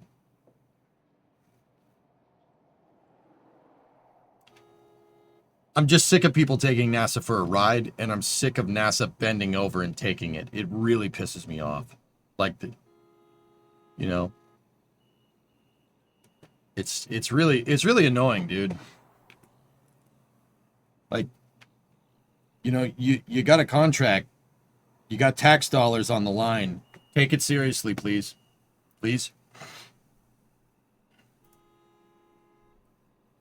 Space Force wants aggressor satellites to emulate adversary orbital capabilities. Okay. That's neat. That's right. Accountability goes in the square hole. Yeah. It's just really annoying. Anyway. Something fishy's going on with Dream Chasers. Something strange. I don't know what it is, but something else is going on here that we're not privy to. I don't know if it's incompetency. I don't know. But the bottom line is, dude, it's 2025. What do you mean it's going to take another year? You've been developing this thing for... The commercial crew demonstration capability, or the commercial crew transportation capabilities demo, or like the Dev 1 contract was in 2012. 2012.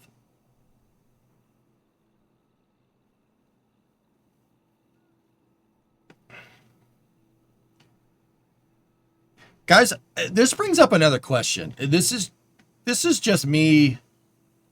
This is just me kind of brainstorming here.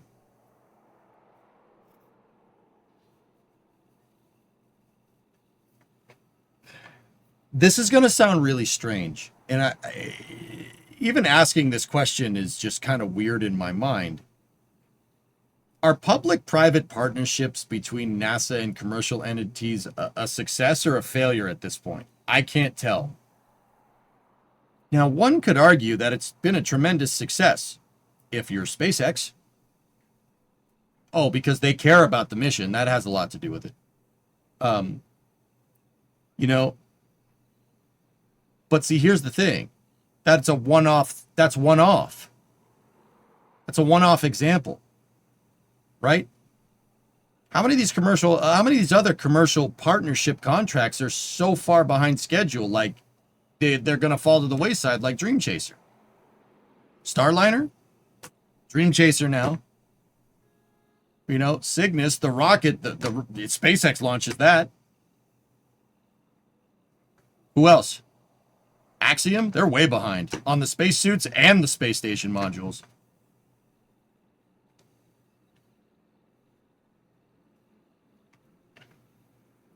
All commercial low Earth orbit destinations? Yep.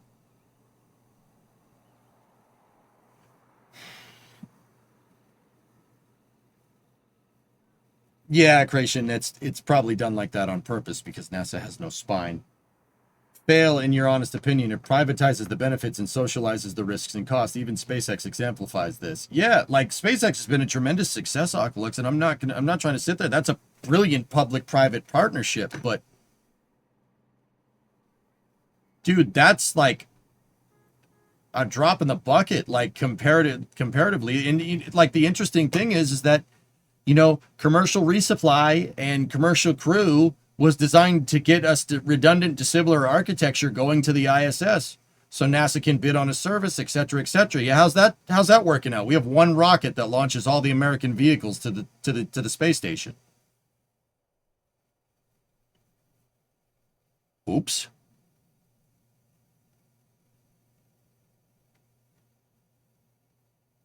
Yeah, Deadbringer, interesting point.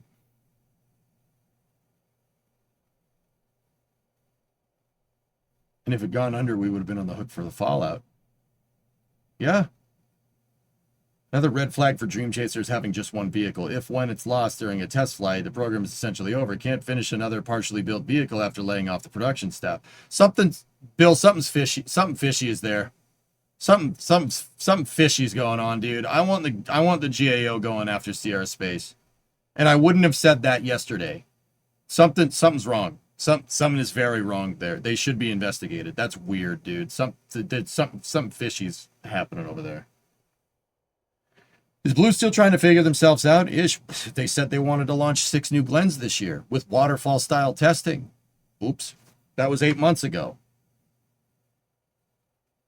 ULA hasn't launched in, what, a year now? ULA launched this morning, Creation. What are you talking about? ULA, I would argue, is one of the only other entities in the launch business that actually give a frick. Tory Bruno cares. I know he cares. You know why? Because his rockets launch. Really weird. Weird how that works, right? We do have some successes in private space. Blue Origin, SpaceX, Rocket Lab are some of the successes. How is Blue Origin a success in the commercial partnership with NASA? How?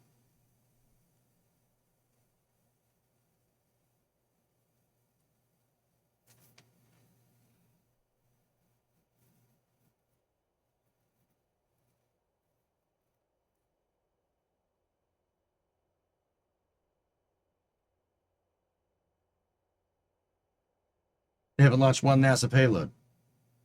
Blue was tasked with moving arguably like a CubeSat to Mars, the Escapade mission. That was supposed to be in late 2023. Or no, late 2024, excuse me. Since the pandemic, I don't know what year it is sometimes. It's very strange.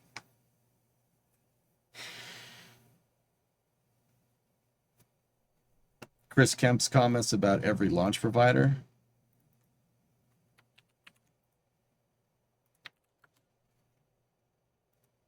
I hate to say it, and I hope it's not true, but do you think Sierra could have planned this all along, just use COTS fund to develop and then pivot to defense?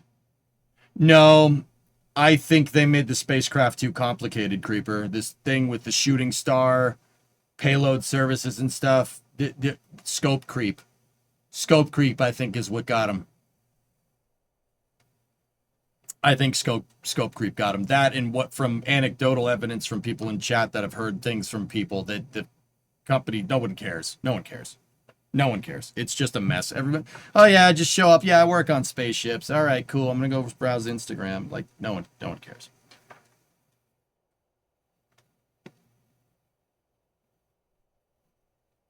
How am I doing? I'm all right, thick. I'm just, that's what I'm, guys, like, once again, with the exception of SpaceX and Rocket Lab and a couple of other people, like,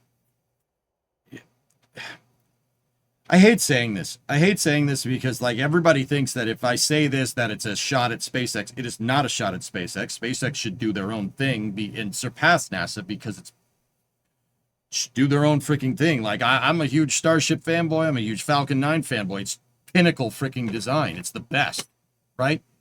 NASA needs to have their own program in-house. This is ridiculous.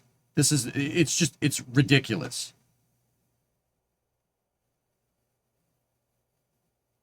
Then shoot, day in my life as a rocket engineer. Yeah, Moist, you know exactly what I'm talking about. Yeah.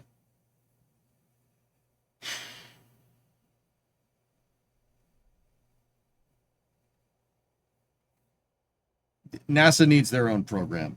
NASA seems to be extra timid about just about everything. I don't think it's just accountability. This is why I think NASA needs USPS levels of insulation from political winds. You could say whatever you want about the Postal Service, but they've been delivering and setting the low bar on what they do technically for longer than the country's been around. No, that's fair.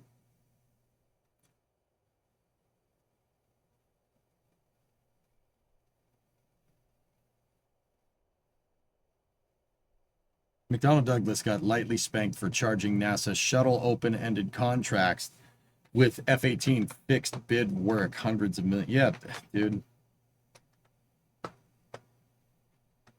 Yeah, it, like,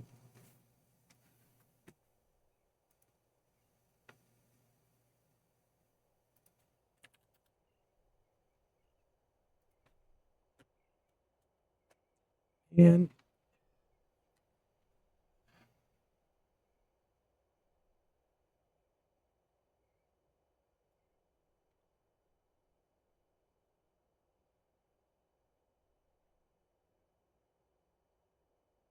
yeah, that's, dude, I don't know. I'm not trying to say that I could do better. But, you know, I'd like a shot. Give me a shot. I'll figure it out. Like, freaking figure it out. I wouldn't. I'd probably fail miserably. But, like, clearly there's a way to do this right. And SpaceX is a pretty good example. So if if NASA came to me and was like, we want you to spearhead a program for a capsule or something, I'd be like, okay, how does SpaceX do things? Because that's where I'm looking. You know, like, okay, what do they do? All right, we're doing that, you know.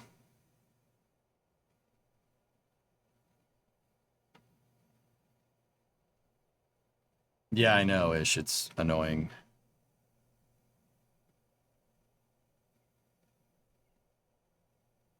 Yeah, there you go, Todd, for sure.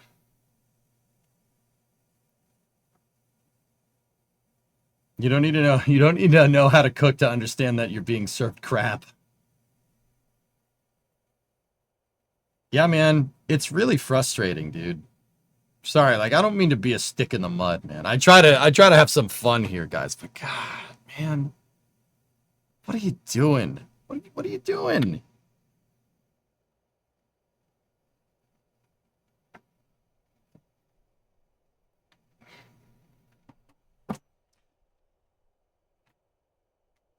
I just don't get it.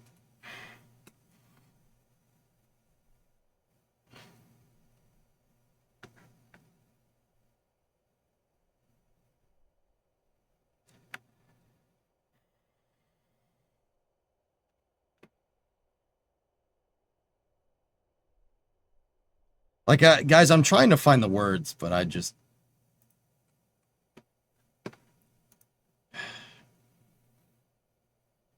like I want to do something about it, but I don't know. I don't know what can I do? I can go build you stuff in Kerbal, like, you know. I could put my stupid car together, like. Honestly, there's zero excuse for any action. Yeah, it's just I'm just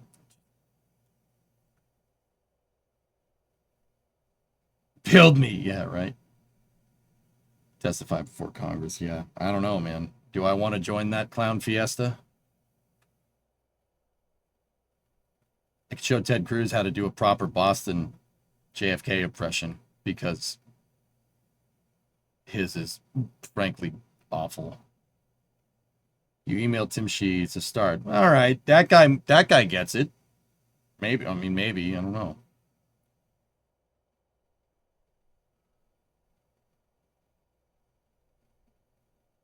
What brings up this topic?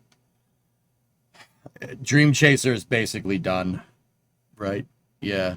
You know what, fellas? I didn't think this would piss me off this much. Really, I really didn't think it's pissing me off. Like, this is getting under my skin pretty bad. And my job's on the internet. There's not a lot that gets under my skin.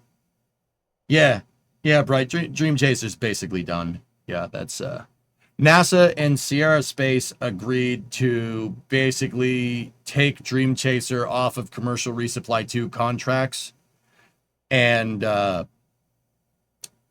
agreed that Dream Chaser will do an uncrewed free-floating test flight sometime late next year.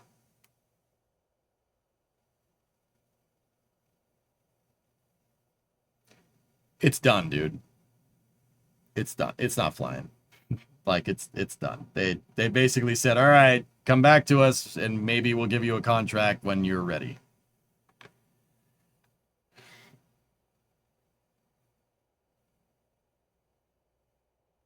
Yeah, I know. That's right.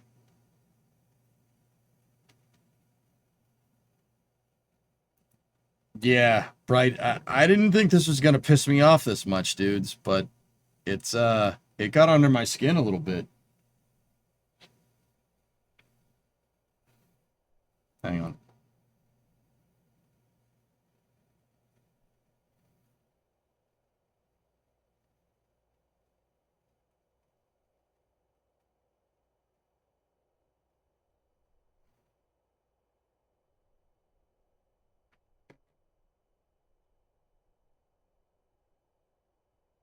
At this point, the rumor must be true. Starliner will do cargo missions with 1 or 2 crewed missions before the ISS is gone.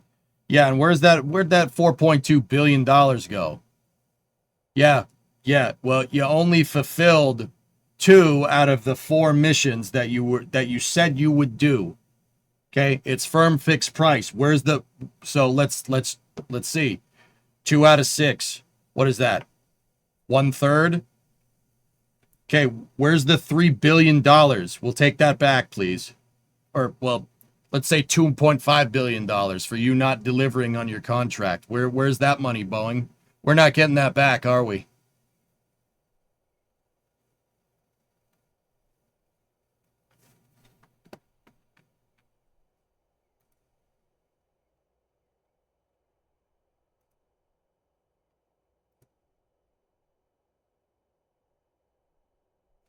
Why do you think NASA pawns so much to commercial? Why can't they just develop their own reusable vehicle? The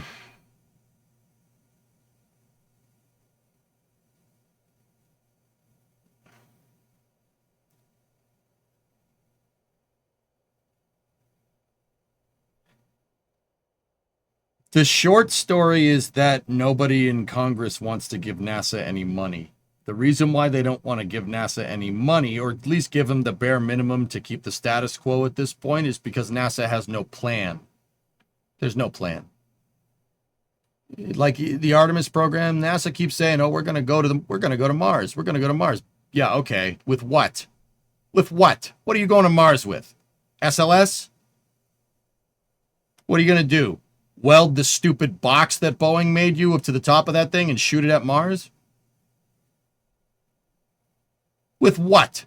What are you going to Mars with? The Gateway? Okay. No. There's no. So without a concrete plan, without solid goals, there's nothing. Like,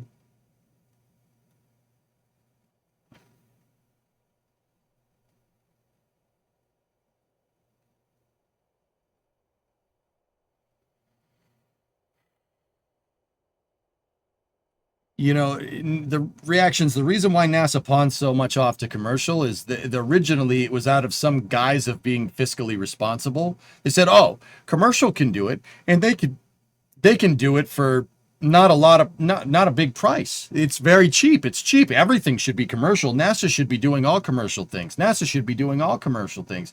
Oh yeah, we should just keep doing commercial. People have been beating that drum for like the last 15 years, and that's part of the reason why we're in the position that we're in.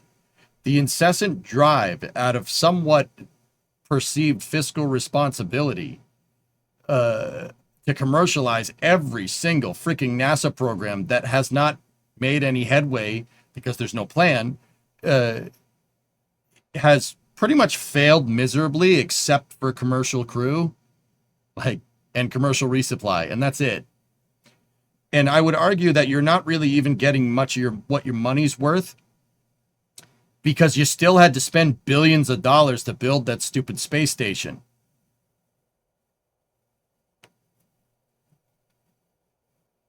They commercialize everything under the guise of saving money. What that means in political speak is less money for NASA.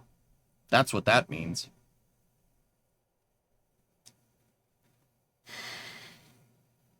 That's how you get programs like the Mars Sample Return Mission, which is a hugely contentious thing because people want, the president is calling to cancel the Mars Sample Return program. Now, at face value, right? At face value, it's like, oh, the president doesn't like science. Oh my God, he's not interested in science. What a dick, right? No. That's disingenuous at best. The Mars Sample Return Mission isn't the Mars Sample Return Mission. It's planning to figure out how you're going to do a Mars Sample Return Mission. So it's planning for the mission. They didn't change the name conveniently. That's why they want to can it, because it's a plan for maybe how you're going to possibly do a Mars Sample Return Mission in the future. But it's called Mars Sample Return. So if you go to cancel it, people are going to get mad. Like, oh, you don't care about science. You don't care about that. No. It's useless. Useless. It's a concept of a plan. That's what I mean. Like, useless.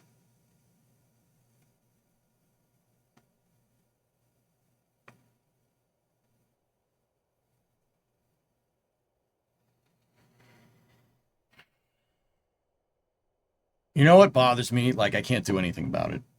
I can't do anything about any of this. So, guess we'll just play Kerbal or something. Who was that important constellation dude that had good testimony to Congress a while back? That's Mike Griffin. Mike Griffin. How do we even begin to fix this? Mac, I've said my piece. I've said my ideas. Long story short, I don't mind the Artemis program. I don't mind what it's designed to do, sustainability, etc., etc. Okay, 3 big things, line items, architecturally, okay? NASA needs their own lander. A commercial lander is all fine and dandy. Both of the commercial landing architectures are very, very complicated. One of them is entirely out of the scope for what NASA is trying to do.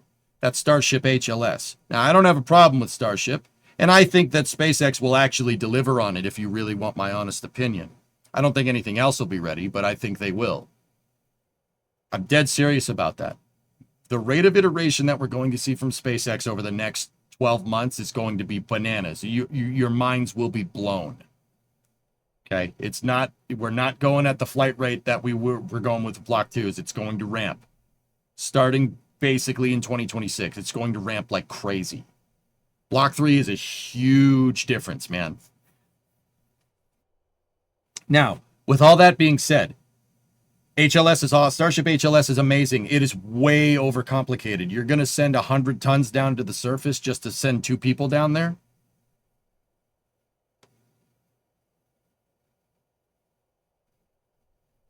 How is NASA supposed to do any semblance of a routine exploration of the moon with that much logistics involved? SLD is the same. It's the same way. It's the same thing. And once again, this isn't hiking up Blue. I think they'll do it. I think Blue really is pining to get that lander, Blue Moon Mark 1 in New Glenn, going. I don't know why they haven't. Something is wrong, but I don't know what it is. I think they really are pining there because I think Blue has something to prove with getting a lunar lander to the moon before SpaceX does. However, these are very complicated architectures. Both of them require a lot of refueling. You're telling me you're going to sustainably explore the moon when both of your landers have to refuel multiple times on orbit? Now, I will say, at least SpaceX's stakeholder expectations for Starship call for hourly launches. So that if they can do that, there's no doubt in my mind that they could have it ready to go on a relatively routine basis. But New Glenn, what's going on with that thing? One launch this year. They were supposed to do 6. They want to do 10 next year. What's going on? That's okay. With the rate that they're going at, they might be able to get to the point where they could fuel up a Blue Moon Mark II lander and get it out there maybe sometime in the late 2020s, like 2028 or 2029, maybe. And that's fine. That's all fine and dandy once again, but we're going to you're going to sustainably explore the moon this way? The Saturn V could send somebody there in one shot to the surface of the moon and back.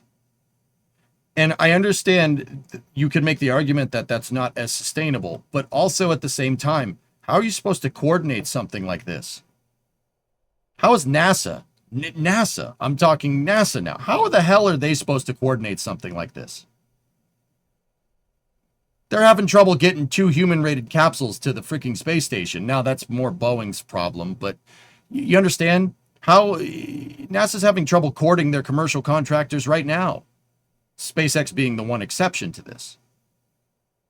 In fact, SpaceX is picking up all the slack, which is why, once again, I think HLS would be fine.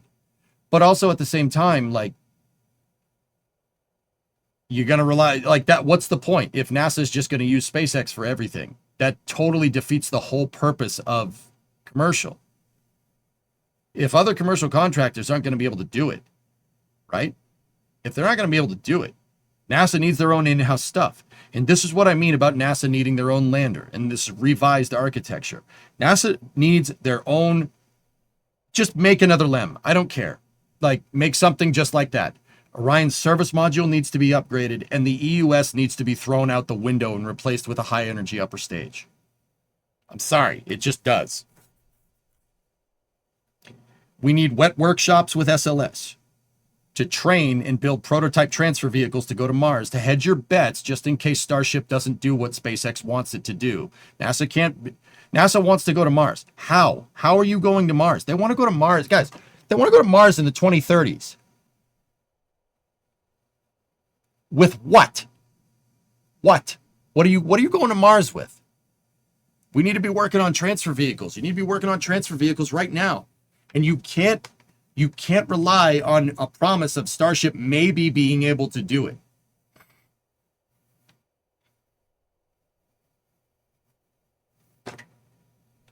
Do you see what I'm saying?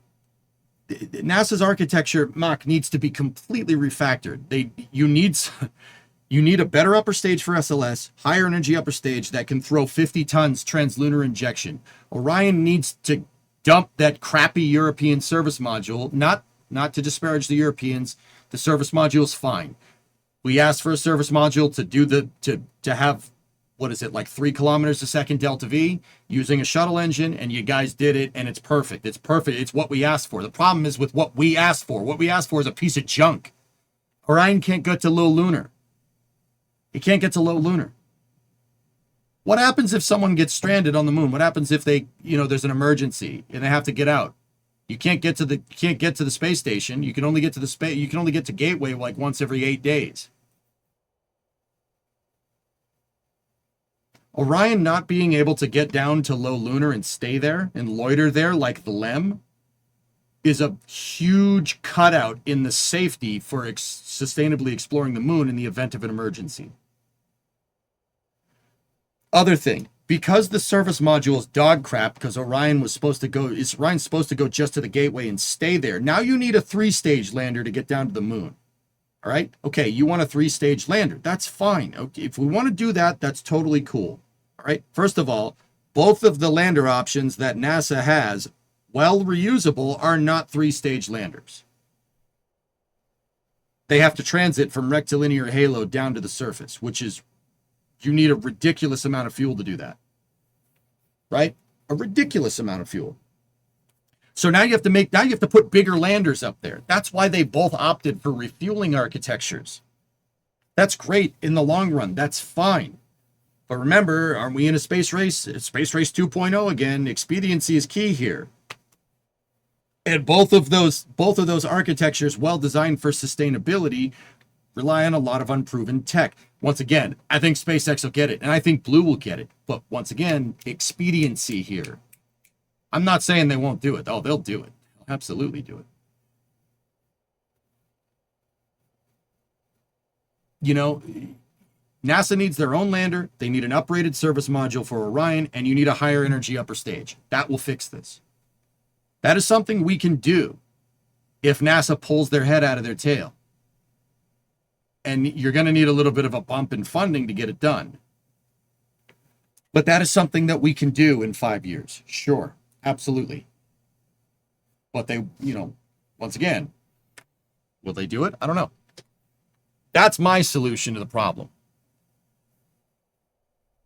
It's not the best solution, but it'll work.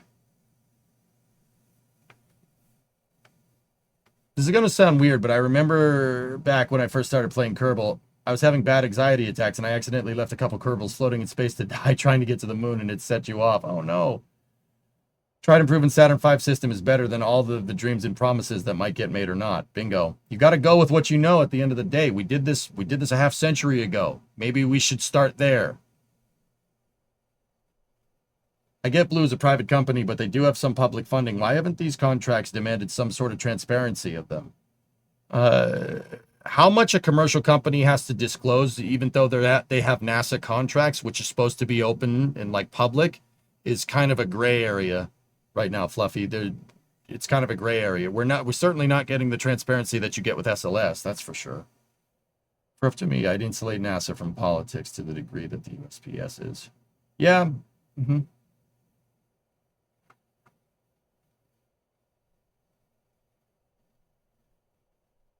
I just placed a $25 bet on Q2 2027 orbital transfer of fuel. I think it's happening next year, Ram. I'd say about a year from now. How would refueling work with Blue Moon? Would GS2 carry a fuel tank? Yes, a transfer vehicle, Vargon. They showed us the sun shield from it the other day, actually. You want to see it? It's actually super cool. Blue did give us an update on their transfer vehicles. Like I said, they will do it. I have no doubt that SpaceX and Blue will both be able to get this done. No doubt in my mind. But the goals have changed. It's not 2017 anymore. It's 2025. And we are in a very real Cold War with a near peer power. That is absolutely a thing. Yeah, there's the sun shield. Super cool, actually. Yeah, multi-layer insulation. It's MLI. Tinfoil. It's gold foil if you really want to know. But yes, Thick. I think that's I don't like, you guys are gonna hate me for saying this, and I don't think that's bullcrap, dude. I think China has something to prove. I absolutely do, and I think they're gunning for us. I think that, friendly competition, whatever, it doesn't matter. They have something to prove. They have an axe to grind. So that's what I mean about it not being 2027 anymore. Expediency is a thing now. Goals have changed. And to be 100% honest with you, like, good, I guess. Like, if that makes any sense, good. Sure, that's great. At least maybe something to light a fire under our tail, because we've been doing nothing for the past freaking 15 years. If that's what it takes, that's what it takes, man. Whatever. I'm happy they're doing it. I'm happy, I'm happy someone's doing it. We got to take a good look in the mirror. This is getting ridiculous.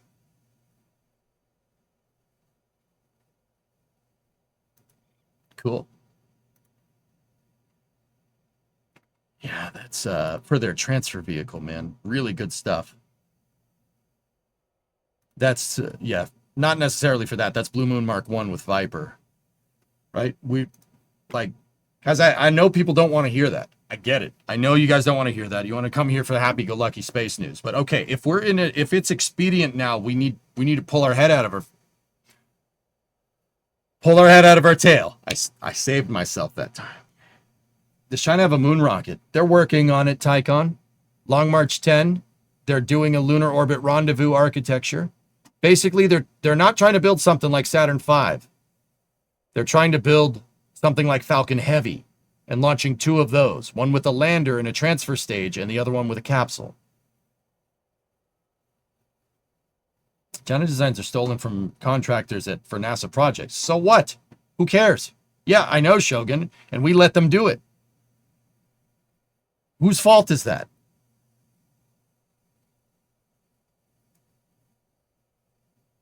I don't think that, well, Geek, I yelled at you about wanting another space race because historically space races have proved to make really great strides for a very short period of time, and then Congress goes back to having ADD again and then funds some other stupid thing. It's not very sustainable by Congress's own admission and NASA. But I think this time is a little bit different. The reason why it's different is, one, history doesn't repeat, it rhymes. Maybe we've learned from the lessons of the past. Unlikely, but maybe we have. The other thing is that, look, like I said, SpaceX and Blue, they're getting there. They're going to the moon, and SpaceX will get something to Mars. Mark my words, they will.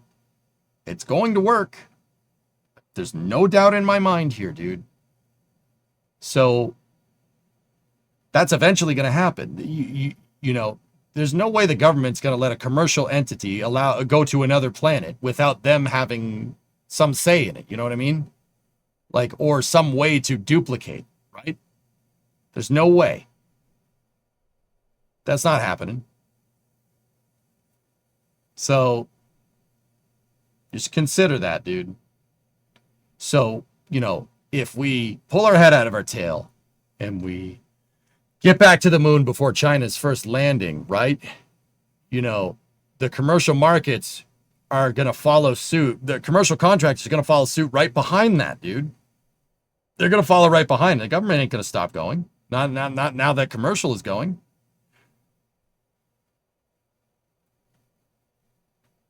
Something is better than nothing at this point. You know, at this point, I'll agree with you on that one. Sure.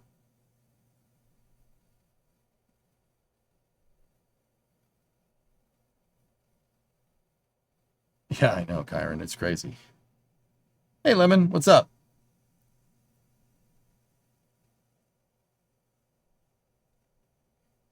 You can't replace SLS first stage with super heavy. No. SLS just needs a better upper stage, dude.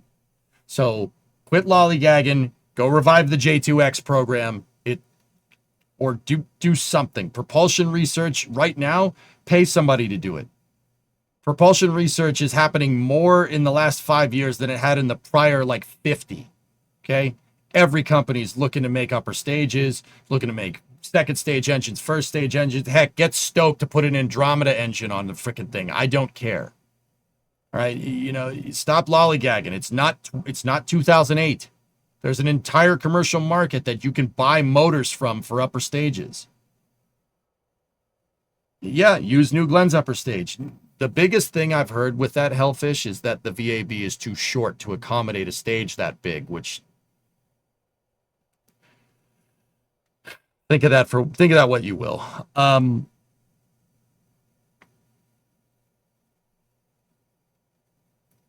you know what? My answer to that is what? NASA can't make a building taller? You can't make the building taller? Oh no.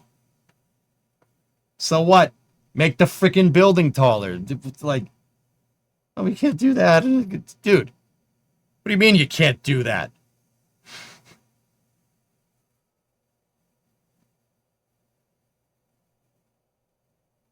Yeah, Nate, exactly.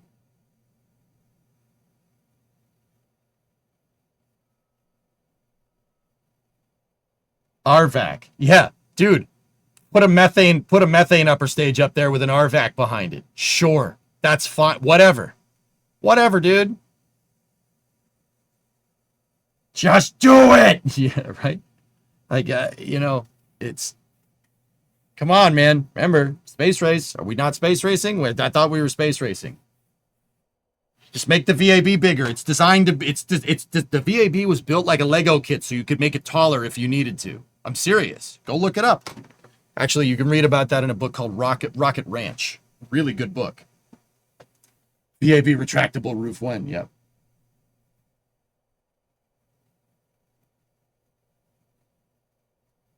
There's enough off-the-shelf stuff that you could cobble together a moon mission using parts from current working projects. There you go. That will need a new transporter. No, it won't. CT2 was built for SLS Block 1B. You guys may not like it, but that mobile launcher from Bechtel is strong enough to be able to handle a Block 1B with a bigger upper stage on top of it.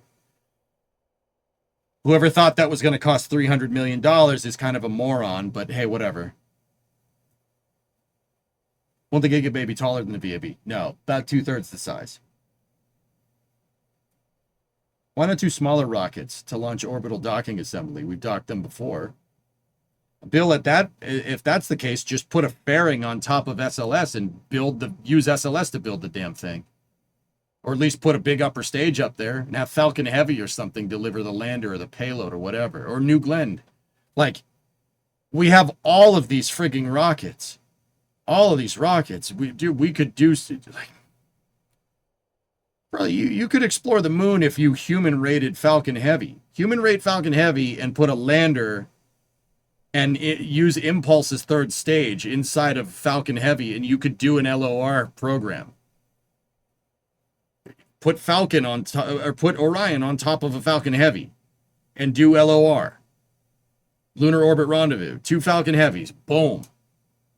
I mean, the problem there is that SpaceX only has one pad that can launch Falcon Heavy right now. That's the problem there. So you'd need to stage 2 Falcon Heavies at once. Something that I'm fully confident that SpaceX could get done in probably about 2 weeks.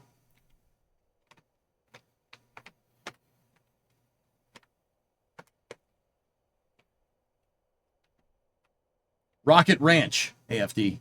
Yeah, Rocket Ranch will teach you the nuts and bolts of the Apollo program, the systems engineering, why they decided to make the VAB the way they did. It's an awesome book. I have it on the shelf over there. What's the pad turnaround time? Oh, a couple of days at best, geek. Slick 6. Yeah, if they teed up Slick 6 for Falcon Heavy, guys, sure. Falcon can hit ISS inclinations, less than ISS inclinations from Vandenberg by doing a dog leg going southeast. We've seen Starlinks do it. So, yeah, you could absolutely... Dude, I don't think...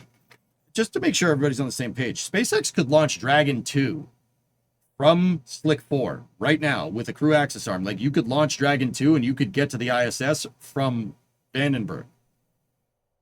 They won't do it because there's no fixed service structure, no crew access arm, and no Dragon facilities at Vandenberg, but you could do it. Absolutely. Falcon 9s are putting Starlink satellites into, like, what is it, 54-degree inclined orbits from Vandenberg? The ISS is 51. You can absolutely get to the ISS from Vandenberg with a Falcon 9 right now. And a downrange drone ship landing. Since we're being blunt and honest, I think we are in the middle of 2 Cold Wars, and both are reasons on why we should be innovating and pushing faster and further in space. Sure, Sledge. Yeah, you could launch 2 Falcon Heavy several days apart. Yep. Hey, Bowles, what's up, man? But anyway, sorry, this turned into a huge op-ed, dudes, and I see that chat is kind of dying down. I think I said my piece. Axiom, the other bit of space news is that Axiom got a contract with Redwire to use their rollout solar arrays on their modules, which is pretty cool.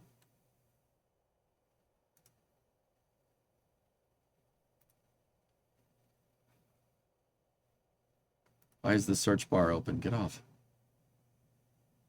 Wait, why not launch a Falcon Heavy from Vandenberg in Florida? Well, Slick 6 is what they're retooling it into a Falcon Heavy pad, Geek. I mean, we don't know what the progress is on that, but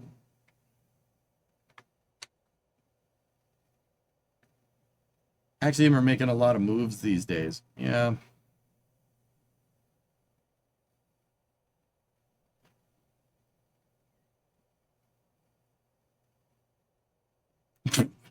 Oh, look at this.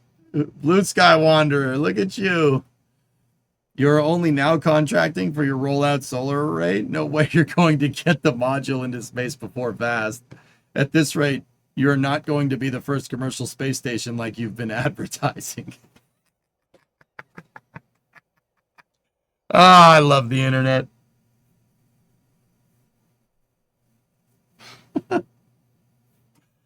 Oh, man. So I want to point out that Axiom's first modules were supposed to be sent to the space station in 2022. Holy ratio. Yeah, right. Oof. And also, Chris Kemp went off the deep end. Yeah, Chris Kemp went off the deep end.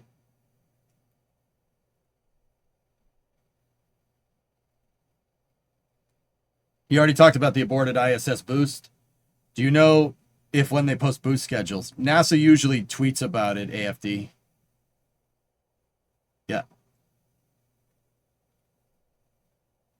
I got to teach you a Gen Z term. Ratio is when you dog walk somebody so bad they're a public humiliation. Yeah, I know.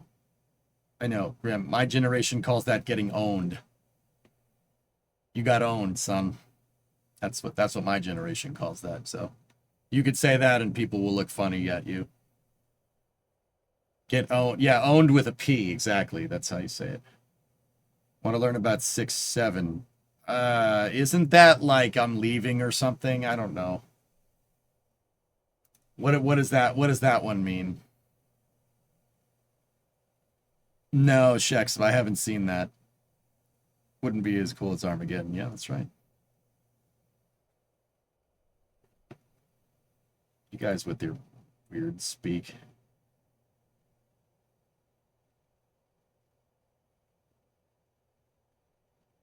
No, we just say it's 6 or 7, so we say 6-7. Those are numbers.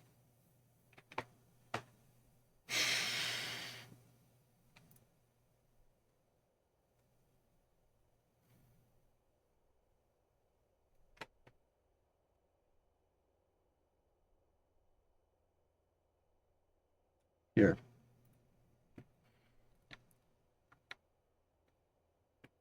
This is what he said. I heard him say this. He said this in a symposium. It's more fun than SpaceX because we're not on the border of Mexico where they'll chop your head off if you accidentally take a left turn. And you don't have to live in a trailer. And we don't make you work 6.5 days a week, 12 hours a day. It's appreciated if you do, but not required.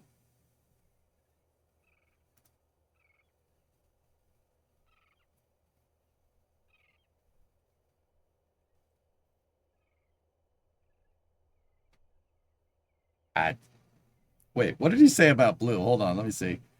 I call it the Blue Origin and NASA approach, where you spend tens of billions of dollars, and in 20 or 30 years, you build a rocket and it works the first time. This is super important if what you're trying to optimize is it works the first time. And for a program run by a nation state or a billionaire that don't want to have a rocket blow up, this is prudent. But it does take decades and cost tens of billions of dollars for you to do the analysis and testing. That's kind of right. Yeah, that's the same guys yesterday, Snib. Yep.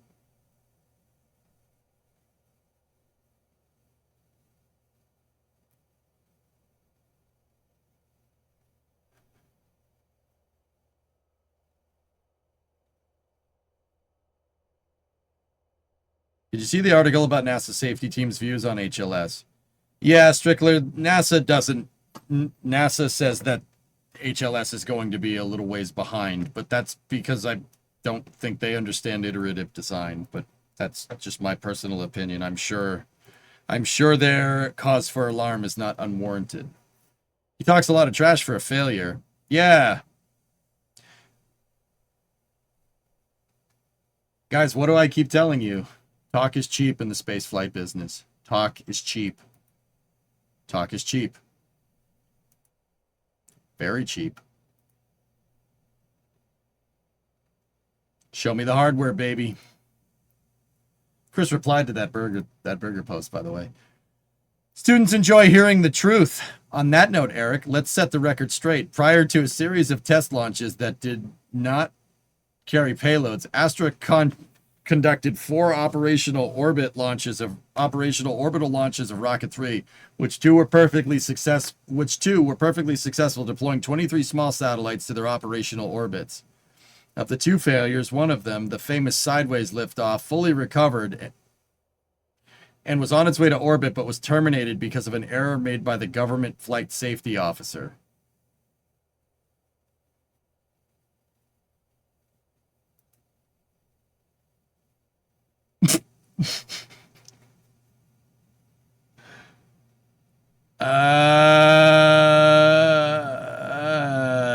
Yeah, that's that mission right there. Yeah.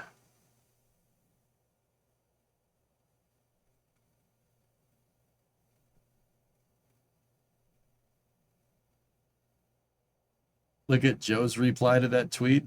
Where is it? On its way to orbit. At minimum, you lost like 300 meters a second delta V in your first stage, and we're about 30 seconds from MECO at 30 kilometers, half the nominal altitude for T plus 2 minutes and 30 seconds. That thing was never making orbit. You can't say you care about truth and have it both ways. Yeah. Yeah, that's right. Yeah. Check the comments on that.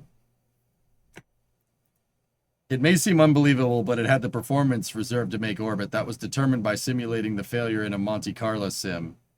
The biggest barrier was stage 1 engine pump battery capacity to complete the stage 1 burn, since the failed engine's battery becomes unusable energy, but subsequent flights showed that there was around 20% battery margin. Who is this? Okay. All right.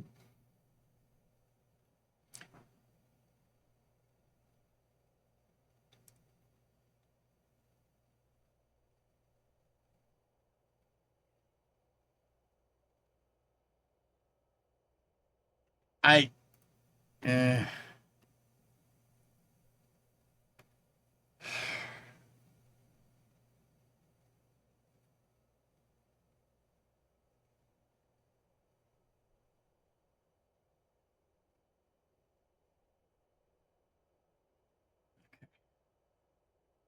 Yeah, talk is cheap, fellas. Like, that's all. Talk is cheap, bros. Very cheap.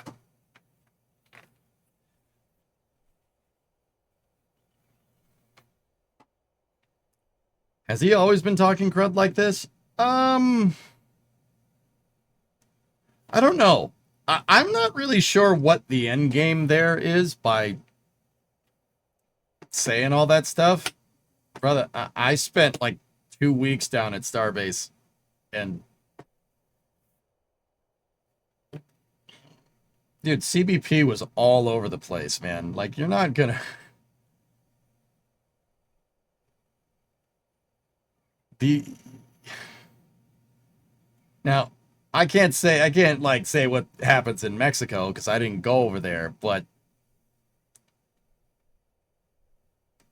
brother, you know, one could make the argument that it's like, it's really easy to wander into Mexico. No, it's not. There's a big frigging river in the way. The Rio Grande is there. That's not a small river. You know, like,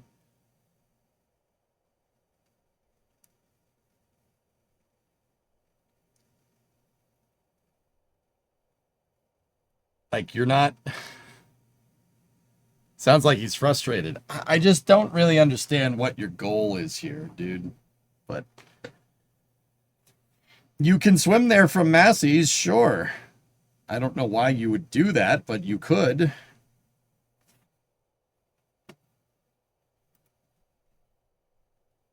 Did you see anything like that? Yeah. Nice. I just don't like your Starbase is fine, dude. Like you're not gonna get beheaded going down there. Like, brother, I was there for a long time, wandering around in the dunes, sometimes late at night, fixing things. It's not gonna happen. And this wasn't like, oh, I went out there once and was like, fine. No, we were out there all the freaking time. No one's doing nothing.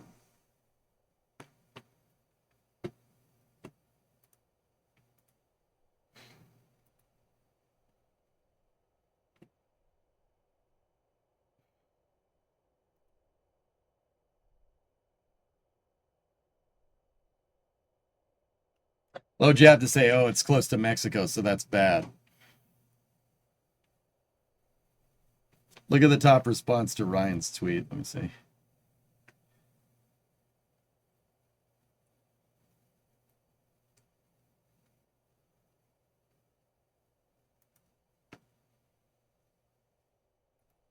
Huh.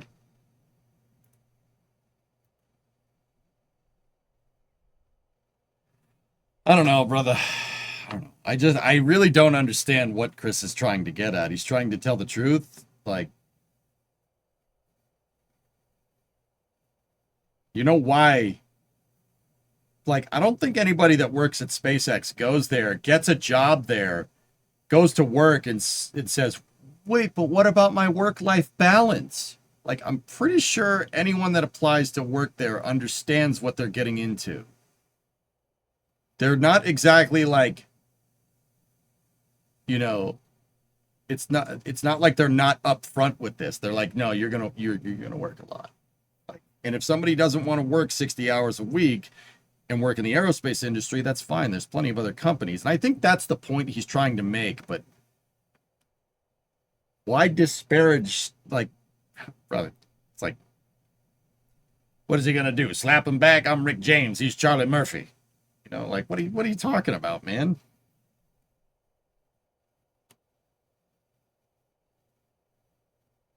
I know people that work there, Noctilox, yeah. Who is Chris anyway? He's the CEO of Astra.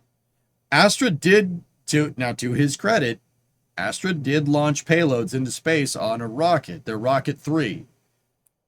Astra also is notorious for failing.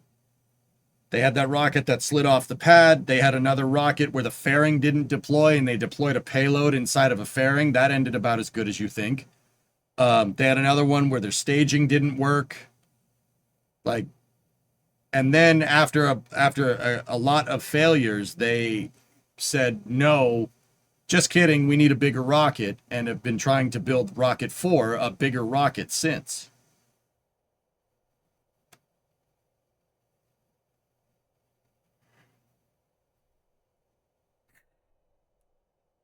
Those kind of comments are meant to be inflammatory to get attention to raise his public profile. The truth is not relevant. Yeah, I think you might be right, dude. Also, they went bankrupt. Yep.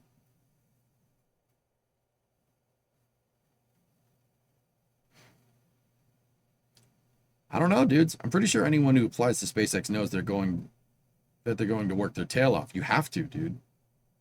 It's expected. Like, there's no delusions about that. Like, the way he's talking is like,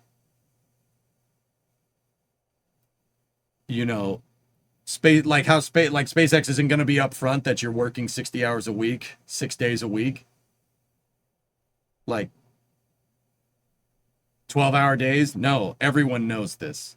Like, there are other options. You could work at Firefly, you could work at Rocket Lab, you could work at Astra. Like, I think, once again, that's what he's trying to say, but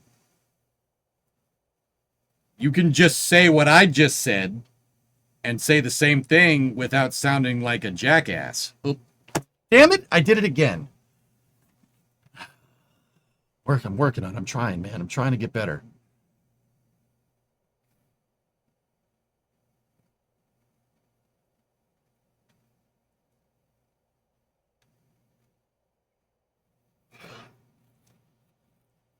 Yeah, there you go, Chimp. That's another good way to say that. Now, like I said, I want Astra to succeed. I just don't really understand what your end game here is. Like I said this yesterday when we were reading about what he was saying, and what he was saying, he said some crazy stuff about Firefly the other day, too. Dude, the aerospace industry is small, man. It's a small industry. Everyone knows each other. You'd be surprised. You'd be surprised how your name goes around. Like, dude, I see people with EJ shirts on Starbase Live all the time, and dude, everyone knows everybody. Everybody knows everybody. Got to be careful. Like, you can blacklist yourself real quick. That's why, like, I try to be, you know, I try to be encouraging with my words, but I try to be critical, but I also try to be objective. I'll never say, no, that company sucks. I'll never do that, because the truth is that this is a hard business to be in. But yeah, you got to be careful with your words.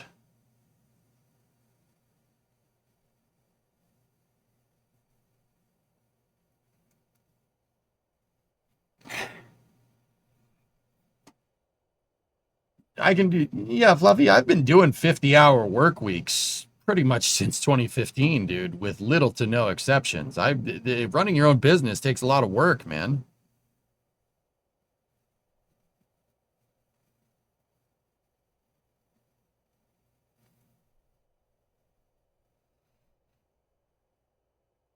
Anyway, that was a very heated space news, dudes. Sorry it got crazy. I think it needed to be said, but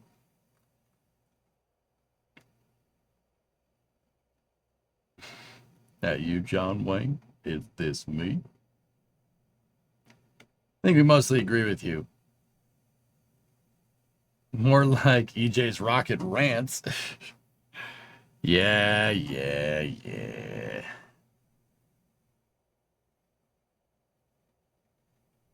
Spicy Thursday. I was in a meeting for most of it. I'll have to catch up on the VOD.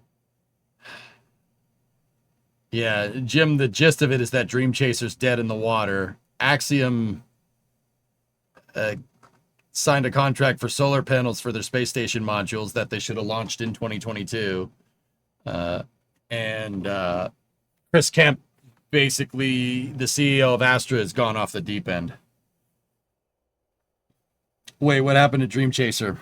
NASA released it from CRS-2 and basically said, it's clear that this isn't going to be ready anytime soon. Do a test flight or something in the future, and then call us after you do a test flight, not getting anywhere near the space station. And Sierra Space said, yeah, okay, that's fine. We'll do it sometime a year from now. Dream Chaser, until I hear otherwise, pretty much dead in the water, dude.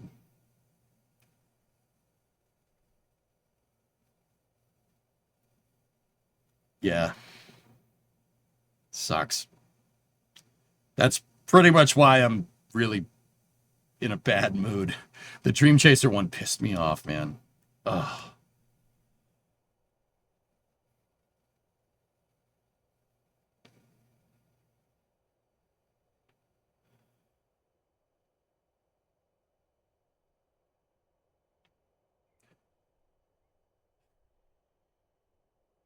Oh, it's such a bummer, dude. I'm so upset. Why am I upset about this spacecraft? There's other spacecraft, but man,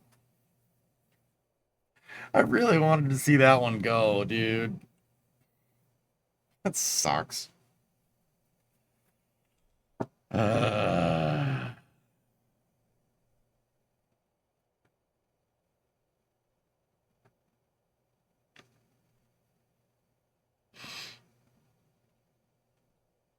Let the Arca Fashion Flyer cheer you up. I don't know if this is gonna help, Shex, but I'll check.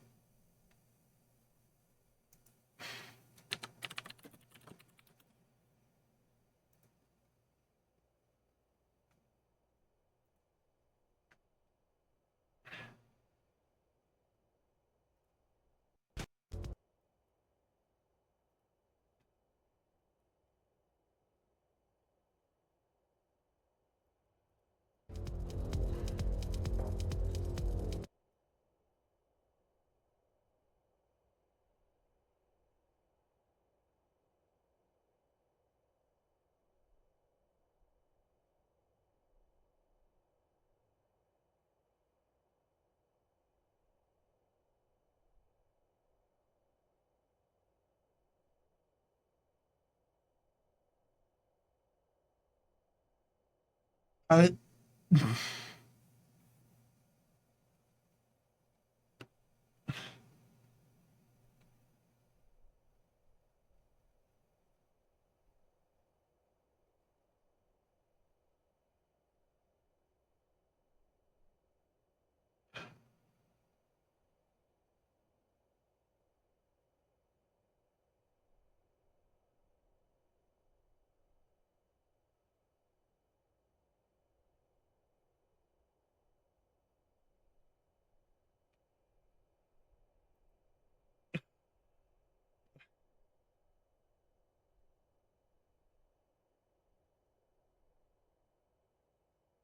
that didn't help. That didn't help at all, man.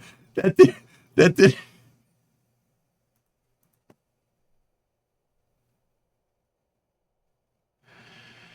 Oh.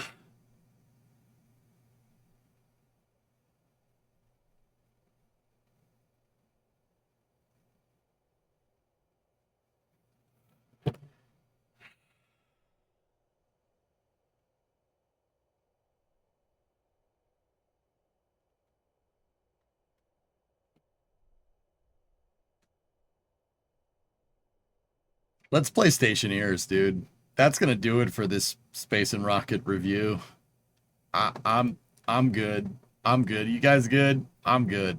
I'll see you guys tomorrow. For the space news component tomorrow will be Flame Trench. Just a reminder, there's no early hours tomorrow. I have to drive up into the city, help my parents out with some stuff. And Listen, Tranquility Base here. The Eagle has landed. I have a deadly fear of speed bumps. I'm slowly getting over it.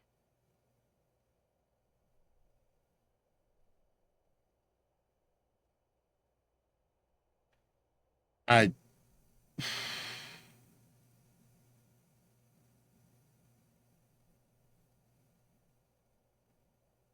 Process went back from humans and dogs is now back to mice and flies. Yeah, on a freaking Vostok capsule tub show. I saw that. Did you show the Vectis? Vectis? I haven't. The Lockheed drone, but yeah. All